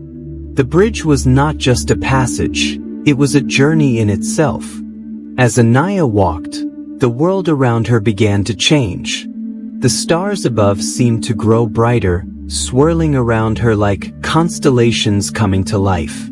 The path beneath her feet shifted, transforming into a glowing trail that seemed to lead her deeper into the heart of her dreams. Along the way, she encountered glimpses of her past, memories of childhood, of moments she had long forgotten but had always carried with her. The bridge allowed her to relive those moments, each one a part of the story that had shaped her. She saw herself as a young girl, full of wonder and hope, and she felt the innocence of those years wash over her like a comforting embrace. But as she continued her journey, Anaya began to notice something new. There were other figures walking beside her on the bridge. They were not physically there, but she could sense their presence, their energy. They were the people who had crossed the bridge before her, those whose dreams had come true, whose hopes had been realized. They walked beside her, silently offering their support, their wisdom, and their strength. And in a small, peaceful town lived a girl named Meher. She was a quiet, introspective person, often lost in her thoughts, watching the world around her from a distance. Despite being surrounded by people, Meher often felt a sense of loneliness. She had many acquaintances, but no one she could truly call a close friend. It was not that she didn't try. She did, but it seemed like everyone else was always busy, preoccupied with their own lives. Each night, after a long day, Meher would lie in bed, staring at the ceiling, her thoughts racing. It was during these quiet moments that she would often wonder if there was more to life than this. If there was a friend out there who truly understood her, someone who would listen, someone who could offer the comfort and companionship she longed for. One evening, as she lay in bed, trying to drift off to sleep, something unusual happened. As her eyes fluttered shut and the world around her slowly faded away, she felt a gentle presence beside her. It wasn't the kind of feeling one would expect from a dream. It was comforting, warm, and strangely familiar. She opened her eyes but saw nothing. Yet, the sensation of someone being there lingered. Confused and curious, Meher closed her eyes again, thinking it was just a passing sensation. But as the night went on, it happened again. She felt someone sitting next to her, a presence that didn't speak but made her feel safe. No words were exchanged, but there was an undeniable connection. Meher felt like she wasn't alone anymore, even though no one was physically there. The next night, it happened again. And the night after that, Meher began to look forward to these quiet, peaceful moments. She couldn't explain it, but it felt as though she had found a friend, someone who existed only in the realm of dreams, someone who could offer her the comfort she had been searching for. She called this friend her dream companion. As the days passed, Meher's dreams became richer, more vivid. Her dream companion was always there, sitting beside her in the quiet darkness, offering her the solace she had longed for. Sometimes, they would walk together through beautiful, surreal landscapes, exploring places that only existed in her mind. Other times, they would sit in silence, just being present, and Meher felt a deep sense of peace. What struck Meher the most was the fact that this friend didn't need to speak. They didn't need to share words to communicate. It was as if their very presence was enough. Meher felt understood in a way she never had before. She would wake up each morning feeling a sense of calm, as though her dream companion had left her with a piece of their peace. But there was one thing Meher couldn't understand. Why was this friend only present when she slept? Why couldn't she see them when she was awake? She would often lie in bed during the day, hoping to feel the same warmth, the same comfort, but it never came. The dream companion only visited her during the night, in the depths of her sleep. One day, Meher confided in her grandmother, who had always been a source of wisdom for her. Her grandmother listened patiently, a knowing smile on her face as Meher described her nightly experiences. "Sometimes, my dear," her grandmother said, "the people we need most are not the ones we can touch with our hands. Some friendships are meant to be felt, not seen. Maybe your friend is someone who has crossed paths with you in another world, a world where dreams are the language of the heart." Meher's grandmother's words stayed with her for days. Could it be true? Could her dream companion be someone from another world, someone who existed beyond the boundaries of waking life? Meher didn't have the answers, but she knew one thing for sure. This friendship, however strange it might be, brought her a sense of peace she could not find anywhere else. As the months went by, Meher's bond with her dream companion deepened.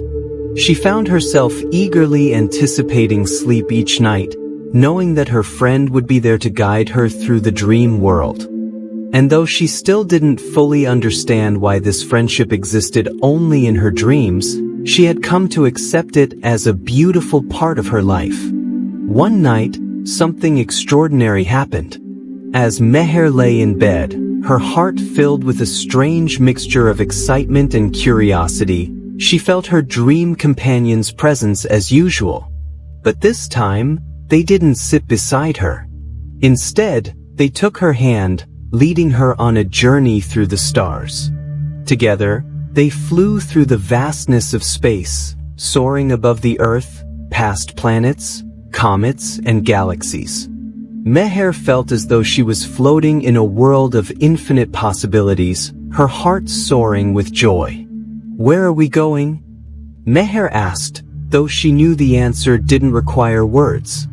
"To the place where dreams are born," the dream companion whispered in her ear, the sound of their voice echoing in her heart. As they flew, Meher could see glimpses of other dreamers, their dreams intertwining like threads of light, forming a vast tapestry of hope, desire, and longing. It was a beautiful sight, one that filled her heart with wonder and awe. Eventually, they arrived at a place filled with soft, glowing lights. It was a peaceful, serene place, where everything seemed to be in perfect harmony. The dream companion looked at her with a warm, gentle smile, as if to say that this was the place where dreams found their purpose. "You've always known me, Meher," the dream companion said softly. "I am a part of you, the part of your soul that seeks peace, that longs for connection. I am the reflection of your own heart, your own desires. You have always had the ability to find comfort in your dreams, to find the friendship you need, even if it is only within the quiet hours of the night." Meher smiled, understanding now that her dream companion wasn't just a figment of her imagination, but a manifestation of her deepest self, a reminder that she was never truly alone. The next morning, when Meher awoke, she felt a deep sense of peace that stayed with her throughout the day. She knew that her dream companion would always be there, waiting for her when the night fell, guiding her through the realm of dreams. And so, Meher continued to live her life, embracing both the waking world and the world of dreams. She had learned that sometimes, the most meaningful friendships are the ones that are felt with the heart, not seen with the eyes. And as long as she could close her eyes and feel the presence of her dream companion, she knew that she would never truly be alone. With each step, Anaya felt herself growing stronger, more confident. She realized that the bridge was not just a place to reach her dreams, it was also a place to find herself, to understand her own strength, her own desires. It was as if the bridge was showing her that the power to make her dreams a reality was always inside her, waiting to be unlocked. As she reached the end of the bridge, Anaya felt a deep sense of fulfillment, of peace. She had crossed the bridge, But more importantly, she had crossed into a new chapter of her life. She had left behind the fears and doubts that had once held her back, and she had embraced the possibility of something greater. At the end of the bridge, there was a garden, a beautiful, serene place filled with flowers of every color. The air smelled sweet, and the ground beneath her feet was soft and welcoming. It was a place where dreams took root and grew into reality. And in the center of the garden stood a tree, its branches reaching up to the sky, its leaves shimmering with the same light that had guided Anaya on her journey. As she approached the tree, Anaya realized that this was not just the end of her journey, it was the beginning. The bridge of dreams had led her here, but now, she had to plant the seeds of her dreams and watch them grow. It was up to her to nurture them, to believe in them, and to keep walking forward, no matter how long the road ahead might seem. Anaya closed her eyes, feeling the cool breeze on her face, and whispered a silent promise to herself. She had crossed the bridge, but the real journey was just beginning. In a small village nestled between rolling hills, there lived a little girl named Aisha. She was no older than 8, but the curiosity in her eyes made her seem wise beyond her years. Every day after school, Aisha would wander through the fields, her tiny feet crunching the leaves that had fallen from the trees, and gaze at the far horizon as if something awaited her there. The villagers often saw her with a hopeful smile, her head filled with dreams that were as big as the sky itself. Aisha had always loved to travel. She would often sit by the window and watch the trains pass, their whistle echoing through the valley. She would imagine herself on one of those trains, journeying to distant places, meeting new people, and discovering the world beyond the hills that surrounded her village. Her heart ached with the longing for adventure. She had heard so many stories about faraway lands, of mountains that touched the sky and rivers that glowed under the moonlight. But, being so young, the world seemed far too big and out of reach. One evening, as the sun dipped low in the sky, painting the world with golden hues, Aisha's grandmother called her into the house. "Come inside, dear, it's getting late," she said, her voice soft but firm. Aisha reluctantly left the window and entered the warm embrace of the cottage. Her grandmother was preparing dinner, the scent of freshly baked bread filling the air. "Aisha," her grandmother said as she placed a bowl of soup in front of her, "what do you dream of, my child?" Aisha thought for a moment, her mind wandering to the far-off lands she imagined. "I dream of traveling, Grandma. I want to see the world, meet people, and explore new places. I want to be free." Her grandmother smiled gently, wiping her hands on her apron. "The world is a beautiful place, my dear, but it can also be full of challenges. You must be prepared for both the beauty and the hardships it holds. A journey, whether short or long, is never easy." Aisha nodded, her thoughts still on the journey she longed to take.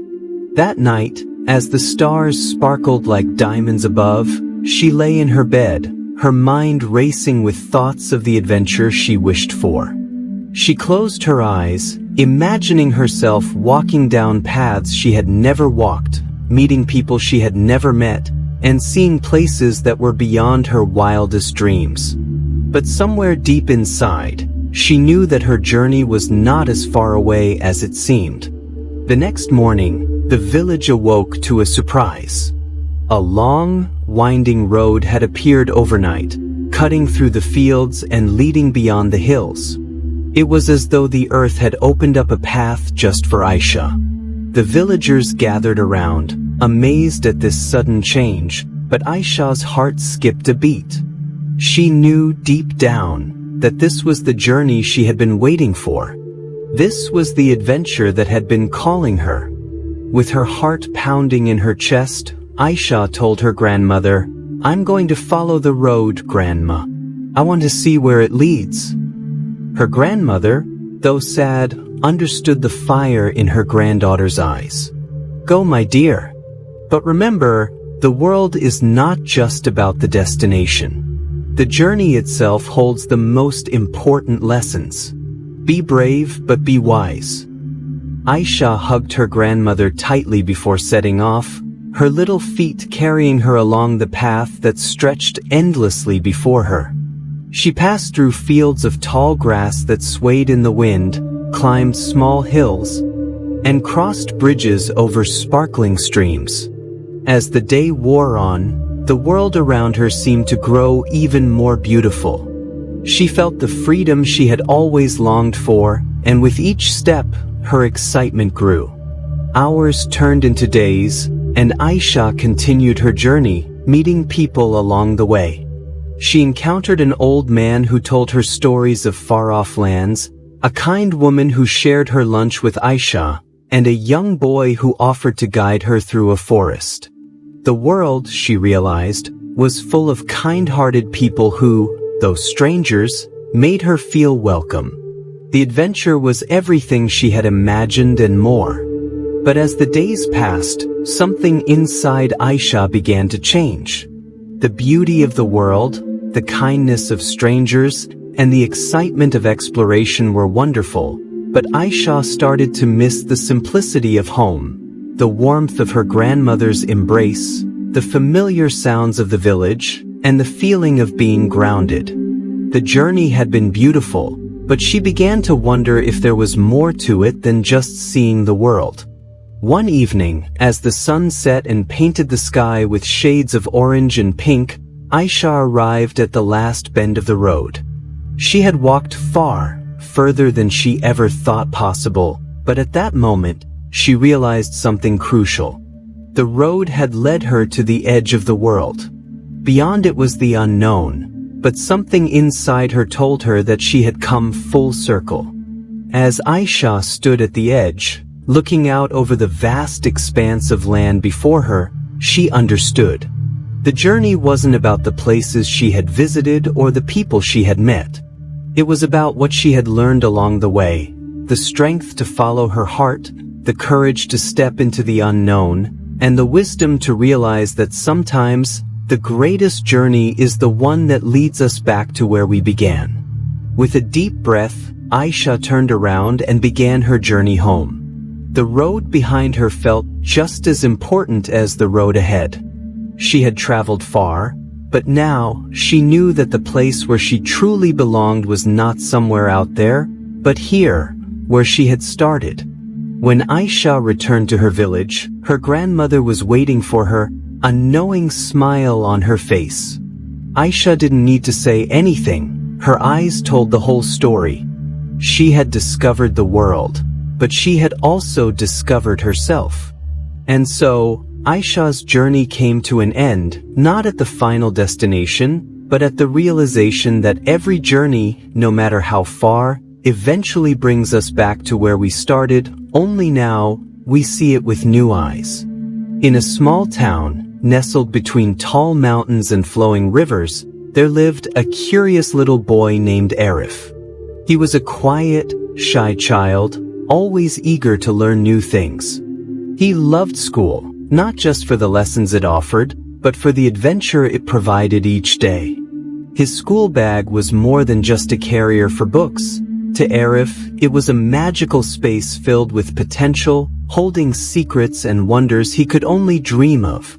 Every morning, before Arif left for school, his mother would pack his lunch, making sure to tuck in his favorite snacks: 2 samosas, a few sweet biscuits, and a small bottle of juice. But Arif always had something special in his school bag, a small, folded piece of paper that he had found one rainy afternoon while wandering the streets. It was old and tattered, but Arif believed it held a secret. Whenever he opened the bag, he would peek at the paper, thinking it was just a part of a bigger mystery he hadn't yet figured out.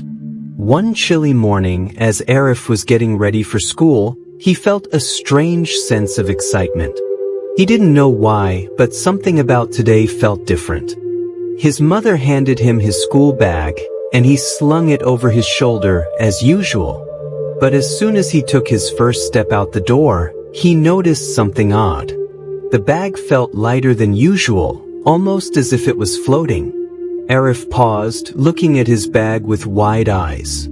He shrugged it off and continued walking, thinking maybe it was just his imagination. When Arif reached school, he quickly realized that his bag wasn't just lighter, it was also vibrating. He glanced around nervously, not wanting anyone to notice, and slipped into the classroom. He sat at his desk, his bag beside him, his heart racing with curiosity.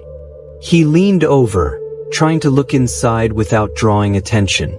The vibrations grew stronger, and Arif hesitantly opened the bag. To his astonishment, inside the bag was not just his usual lunch and books, but something else, something glowing. It was a small, crystal-like object, shimmering in colors Arif had never seen before. He reached in carefully, his fingers brushing against the cool surface. The moment he touched it, a soft, magical hum filled the air, and the room around him seemed to shift slightly. The walls of the classroom grew taller, the windows brighter, and the sounds of the outside world faded into a peaceful silence. Arif blinked, unsure of what was happening, but before he could grasp the situation, the bell rang, snapping him back to reality. The glow faded, and everything returned to normal. Arif quickly closed his bag, his mind racing with questions. What was that object? Where did it come from? And why had it appeared in his school bag? He didn't have time to think about it further as his teacher entered the room and started the lesson. But throughout the day, Arif couldn't shake the feeling that something incredible was happening. The object was calling to him, as if it had a purpose he was meant to discover. The next day, Arif decided to investigate further. After school, he went straight home and rushed to his room. He pulled out the glowing crystal and examined it closely. It seemed to pulse gently in his hand, and as he held it, he noticed a small inscription on its surface. The letters were tiny and almost invisible, but with the help of his magnifying glass, Arif could read them. The holder of this gem will unlock the magic within. A chill ran down his spine. Could this be real? Was his school bag really hiding a magical secret? He decided to test it out. Arif took the crystal and placed it in his bag, then closed it up tightly. The next morning, when he opened the bag, the magic happened again. The classroom walls grew taller, the air more still, and Arif felt as though he were floating in a world of endless possibilities. The crystal had turned his ordinary school bag into a portal of sorts, allowing him to experience the world differently. For the next few days, Arif continued to experiment with the crystal. Each time he placed it in his bag, he discovered new wonders. One day, the bag transported him to a lush forest filled with talking animals. Another time, he was whisked away to a sparkling desert where the sand shimmered like gold. Each new experience filled him with awe and wonder. The magic was real, and it was all hidden within his school bag. But as time passed, Arif realized that the more he used the crystal, the more he became detached from reality.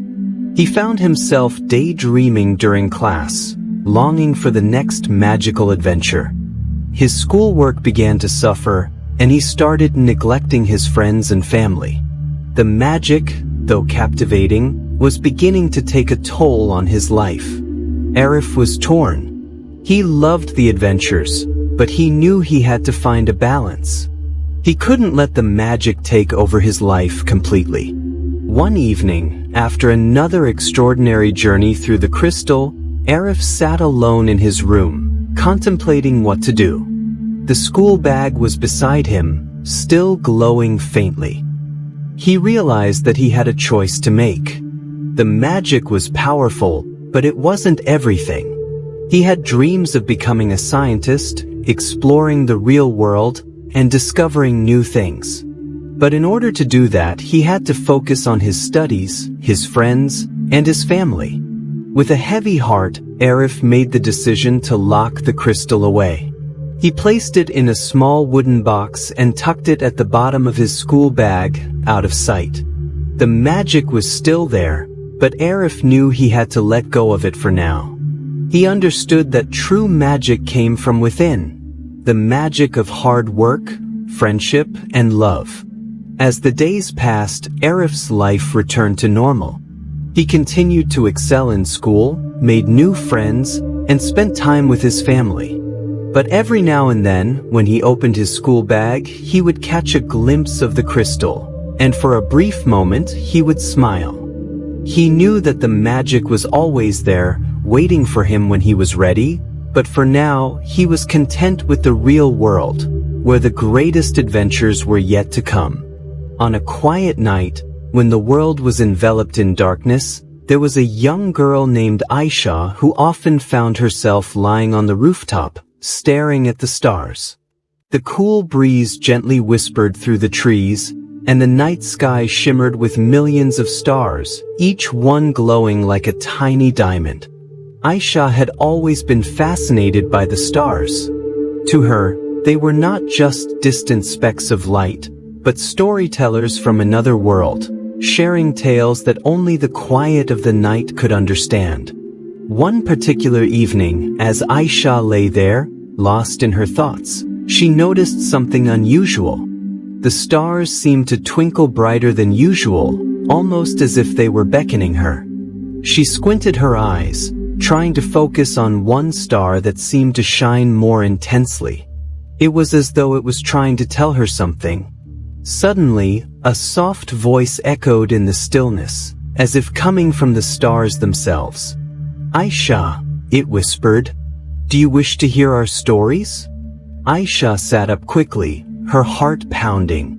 She looked around, but there was no one in sight.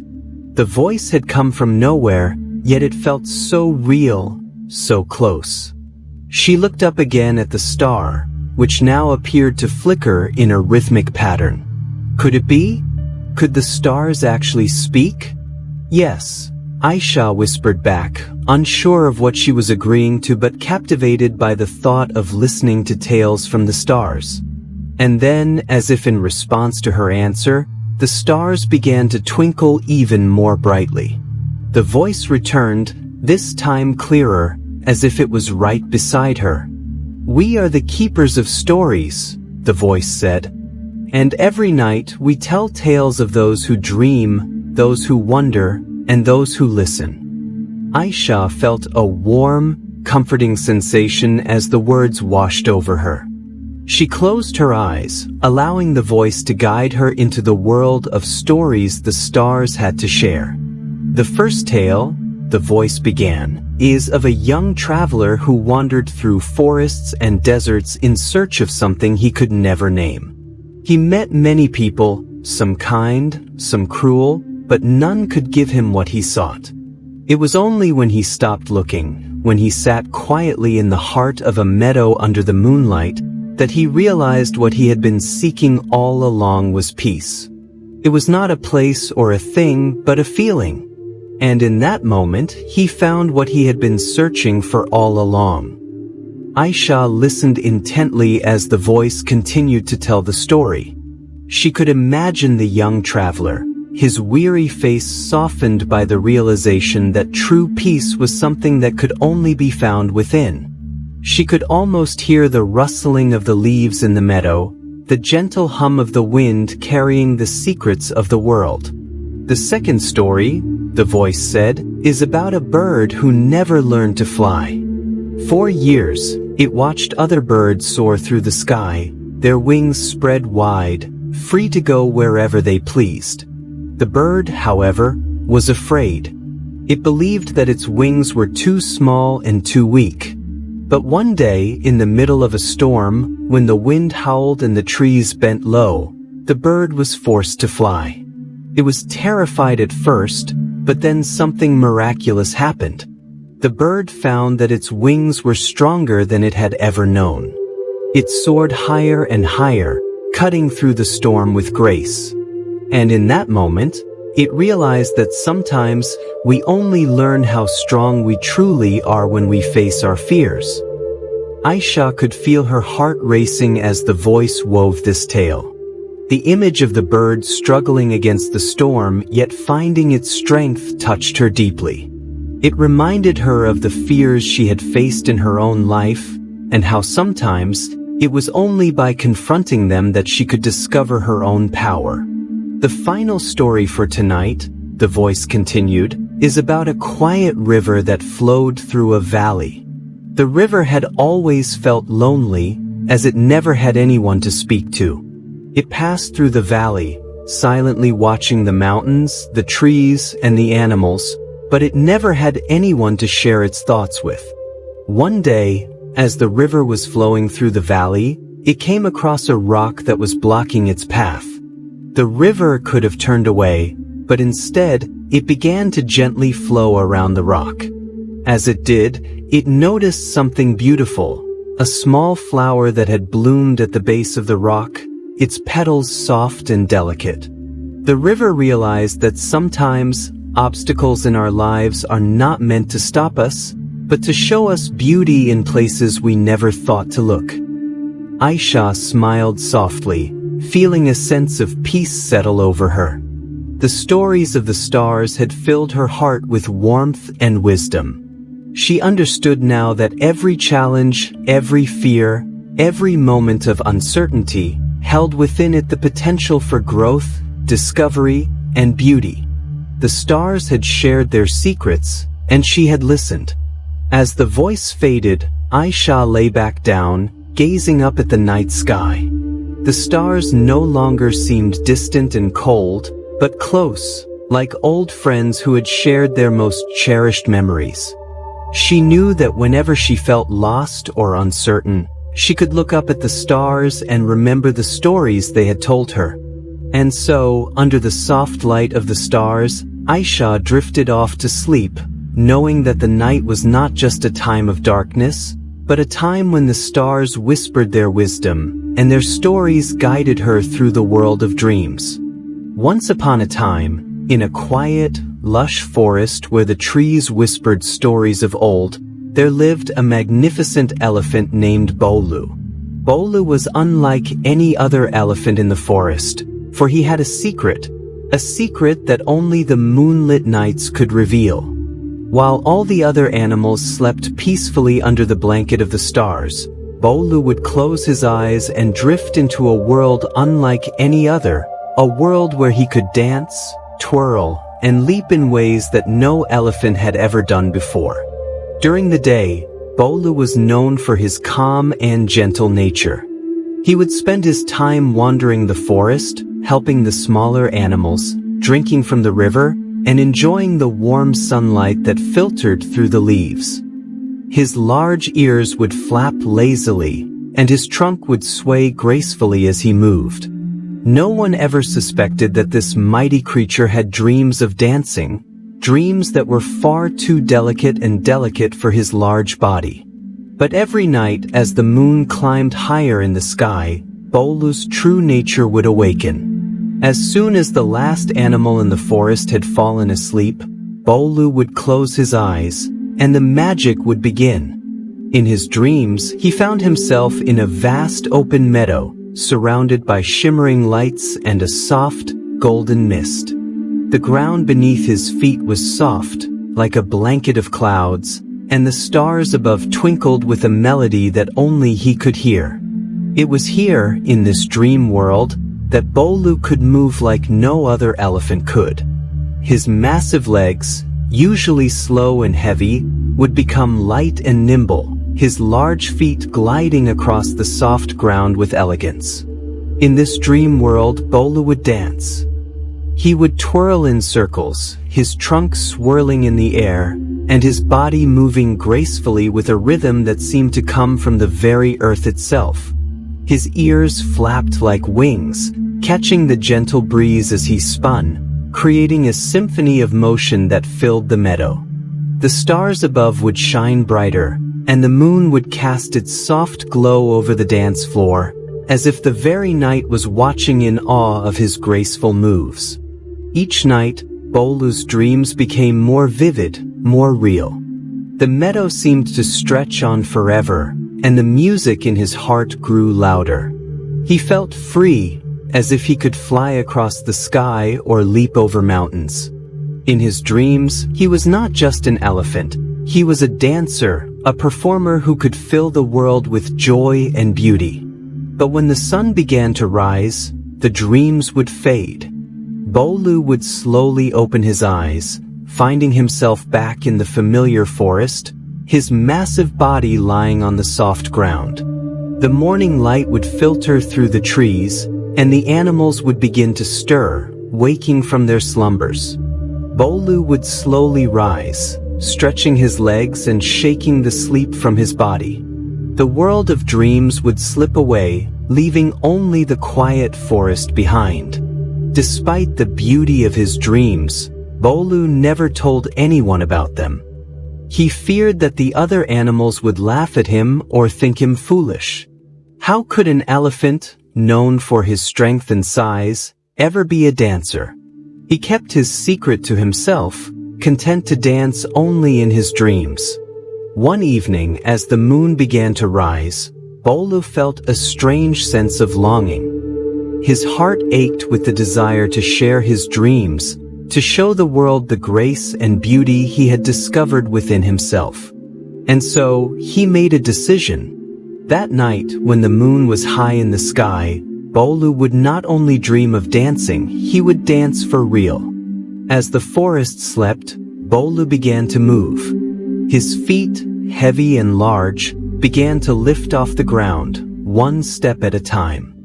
He felt the ground beneath him, soft as it was, and the rhythm of the earth calling him. With each step, his body swayed, his trunk lifted in a gentle arc, and his ears fluttered like wings. For the first time, Bolu danced in the real world, not just in his dreams. The stars seemed to twinkle with joy, and the moon shone brighter, casting its silver glow over the forest. Slowly, the animals began to stir. First, the monkeys woke and peered out from their branches, eyes wide with wonder at the sight before them. Then the deer, the birds, and the smaller creatures gathered around, watching in awe as the mighty elephant danced with grace and freedom. Bolu's movements were fluid, his large body swaying with the rhythm of the night, and for the first time, he felt truly alive. The animals, who had always known Bolu as the gentle giant, were amazed at the sight. They had never seen him like this before. His dream had become a reality, and in that moment, they understood something deep and profound, that sometimes the most beautiful dreams are the ones that we keep hidden inside, waiting for the right moment to come alive. As the night went on, Bolu danced under the moonlight, his dreams and reality blending into one beautiful moment. And when the dawn began to break, he stopped, his heart full of joy. He had danced for himself, for the forest, and for the world, and it felt like the most freeing thing he had ever done. From that night on, Bolu no longer kept his dreams to himself. Whenever the moon shone brightly, he would dance in the meadow, his dreams spilling into the world for all to see. The forest became his stage, and the stars above were his audience. And though his body was large and mighty, it was his heart that danced the most, free, wild, and filled with joy. And so, the elephant who once dreamed of dancing now shared his gift with the world, reminding everyone that no matter how big or small, we all have dreams that are worth sharing, and sometimes, all it takes is a little courage to let them come to life. In a small village nestled at the edge of a vast, open field, there lived a colorful kite named Patong. Patong was no ordinary kite. It was the brightest, most vibrant kite the village had ever seen. Its red and blue fabric shimmered in the sunlight, and its tail fluttered like a playful ribbon in the wind. But, despite its beauty, Patong always felt lonely. While the other kites would soar high in the sky during the day, Patong was left grounded most of the time, waiting for the right moment to fly. Patong's dream was simple, to soar high in the sky and dance with the clouds, but there was one thing that always kept it from flying: fear. It was afraid that it might get tangled in the trees, or worse, fall into the river and get lost forever. Patong would look up at the sky, longing for the freedom to float and drift, but it would always hesitate, unsure if it was strong enough to fly. One afternoon, as the sun began to set and the wind picked up, Patong was tied to the edge of a wooden pole. The breeze seemed to be stronger than usual, and Patong's heart raced with excitement and fear. As it tugged against the string, Patong could feel the sky calling it, urging it to break free. Just as it was about to give in to its fear, a gentle voice filled the air. "Why do you hesitate, dear Patong?" the voice asked. "I am the sky, and I have been waiting for you." Patong turned in surprise. There, in the vast blue expanse, was the sky itself, open, limitless, and inviting. "I am scared," Patong whispered, its fabric trembling. "I don't know if I am strong enough to fly. What if I fall? What if I get lost?" The sky chuckled softly, its voice like a gentle breeze. "You were made to fly, Patong. The wind and I are your friends. We will lift you, and together, we will dance among the clouds." Patong's heart swelled with hope. Could it really trust the sky?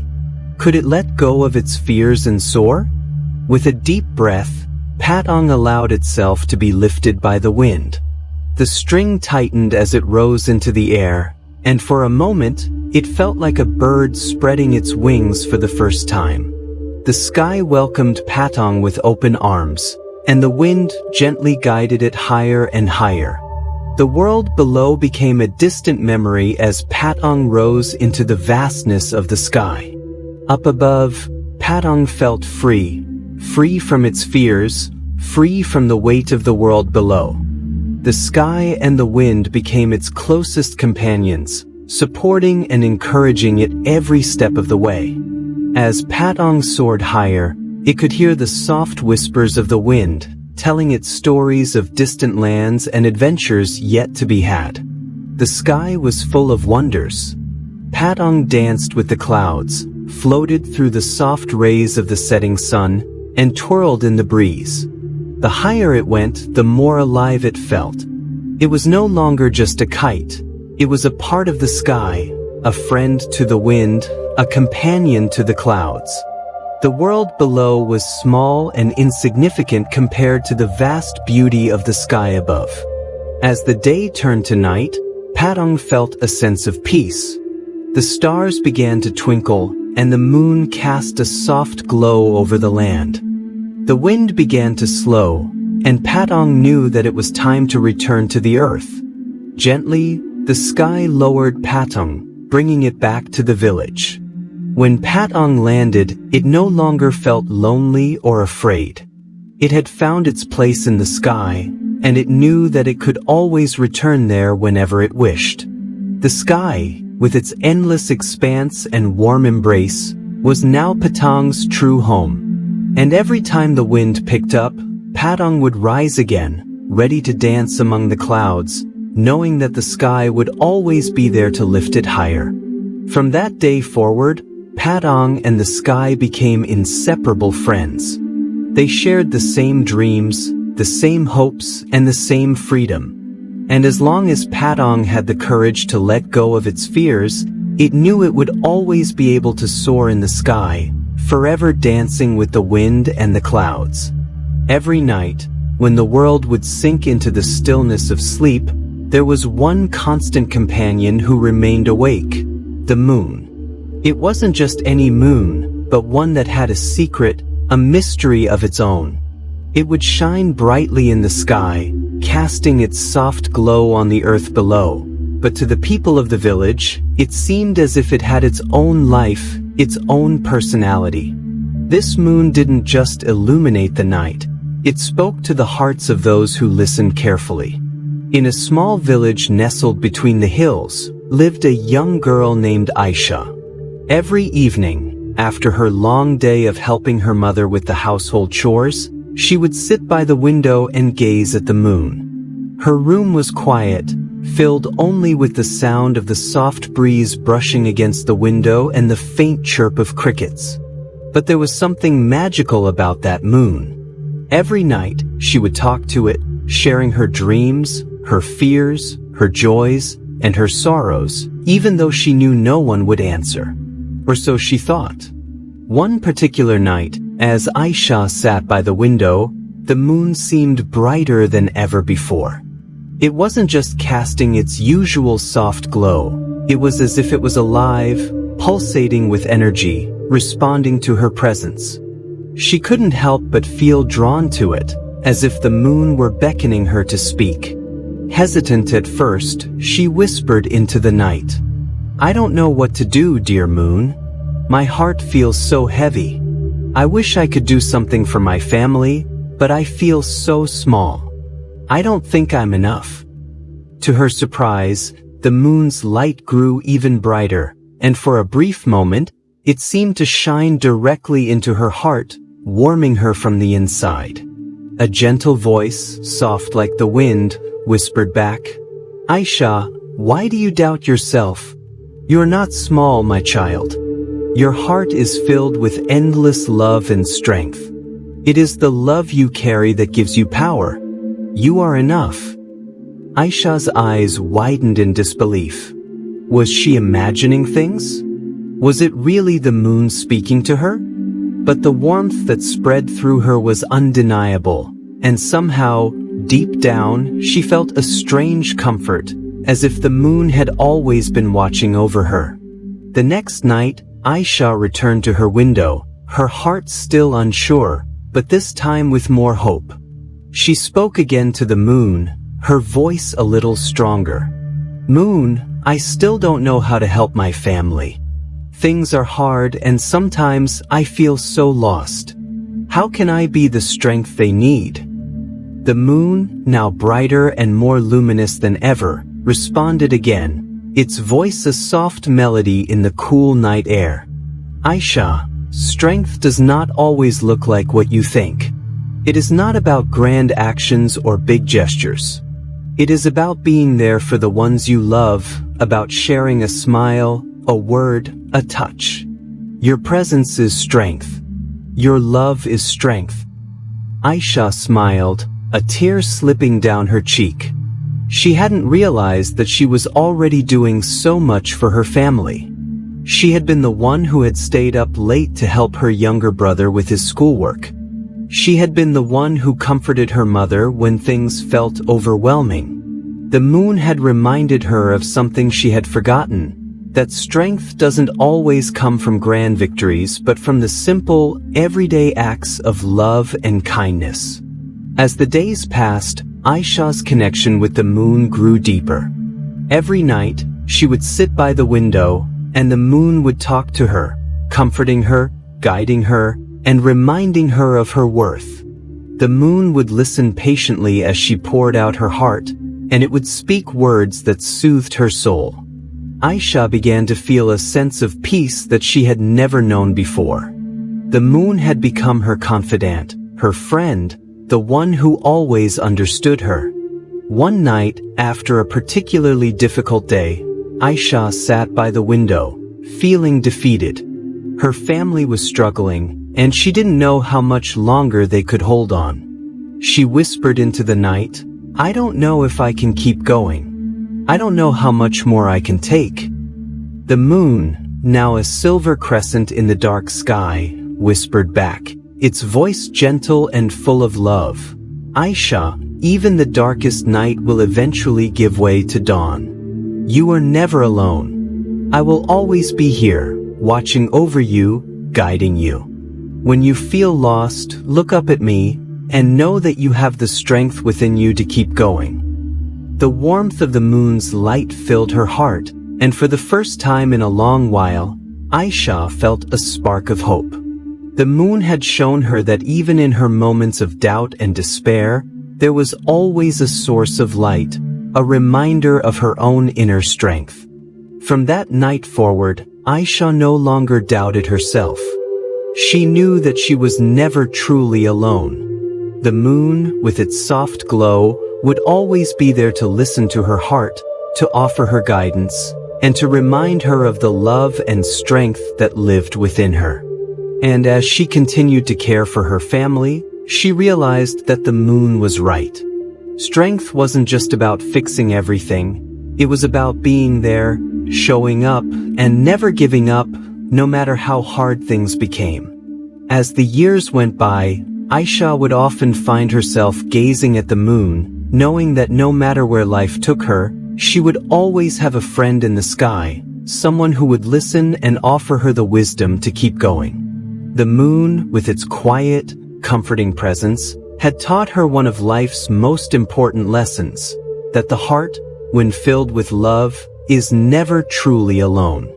It was a quiet evening in the village, where the setting sun painted the sky in shades of orange and pink. The air was warm, filled with the scent of blooming flowers, and the gentle hum of nature's whispers filled the air.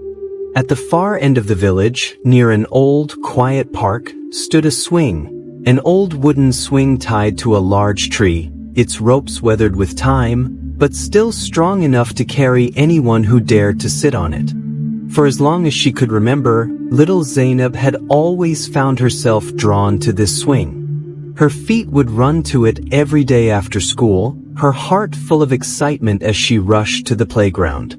The swing had been there for as long as she could remember, and it had always been her escape, her little haven in the busy world around her. There was something magical about it, the way it moved with the wind, how it seemed to carry her into the air, where she could leave her worries behind and simply feel free. One evening, as the sun dipped below the horizon, Zainab returned to the swing as she had done countless times before. She was feeling particularly heavy that day, her mind weighed down with thoughts of the troubles that filled her life. Her parents were busy, caught up in their own world of responsibilities. Her older brother, once her constant companion, had become distant, absorbed in his studies and his growing responsibilities. It seemed that every time Zainab looked around, something or someone was slipping away from her. The world around her was changing so fast, and she was struggling to keep up. Sitting on the swing, she pushed herself gently, allowing the motion to take over. Back and forth, she soared higher and higher, her feet brushing against the cool evening air. As the swing creaked with every sway, it felt as if it was carrying her not just through the space around her, but through time itself.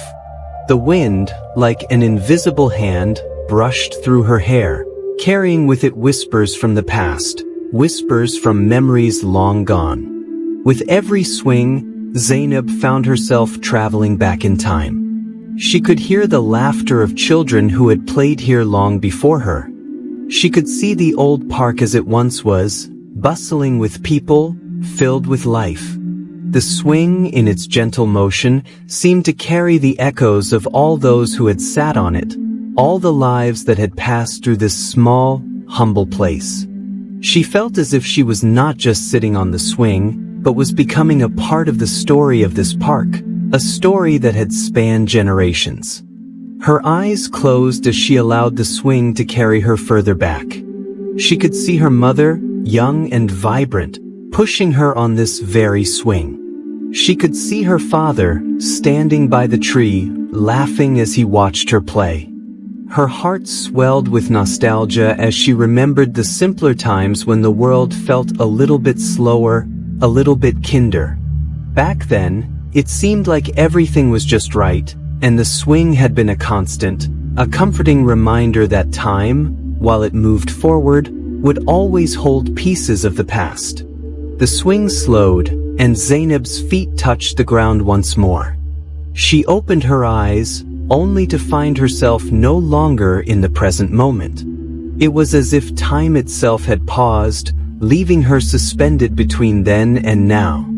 She looked around and saw, not the empty park, but a vibrant scene unfolding before her eyes. There, under the same tree, was a little girl, her younger self, laughing as her mother pushed her on the swing. Zainab's heart skipped a beat as she watched the young version of herself soar through the air, her eyes wide with joy. It was a memory, a moment frozen in time, and yet it felt so real, so vivid. Zainab smiled, a soft tear rolling down her cheek as she watched her past self. The scene shifted again. She saw her parents, older now, sitting on a bench nearby, talking softly to each other. Their faces were filled with worry, but there was also a glimmer of hope in their eyes. Zainab could see the weight of life on their shoulders, the responsibilities they had taken on as her family grew. They weren't the same carefree parents she remembered from her childhood, but they were still her parents, and they still loved her. Time moved on as it always does. The swing, which had once been a symbol of joy and freedom, now became a place of reflection, a bridge between the past and the present. Zainab realized that, like the swing, life itself was full of highs and lows, of moments that lifted us up and others that brought us back down.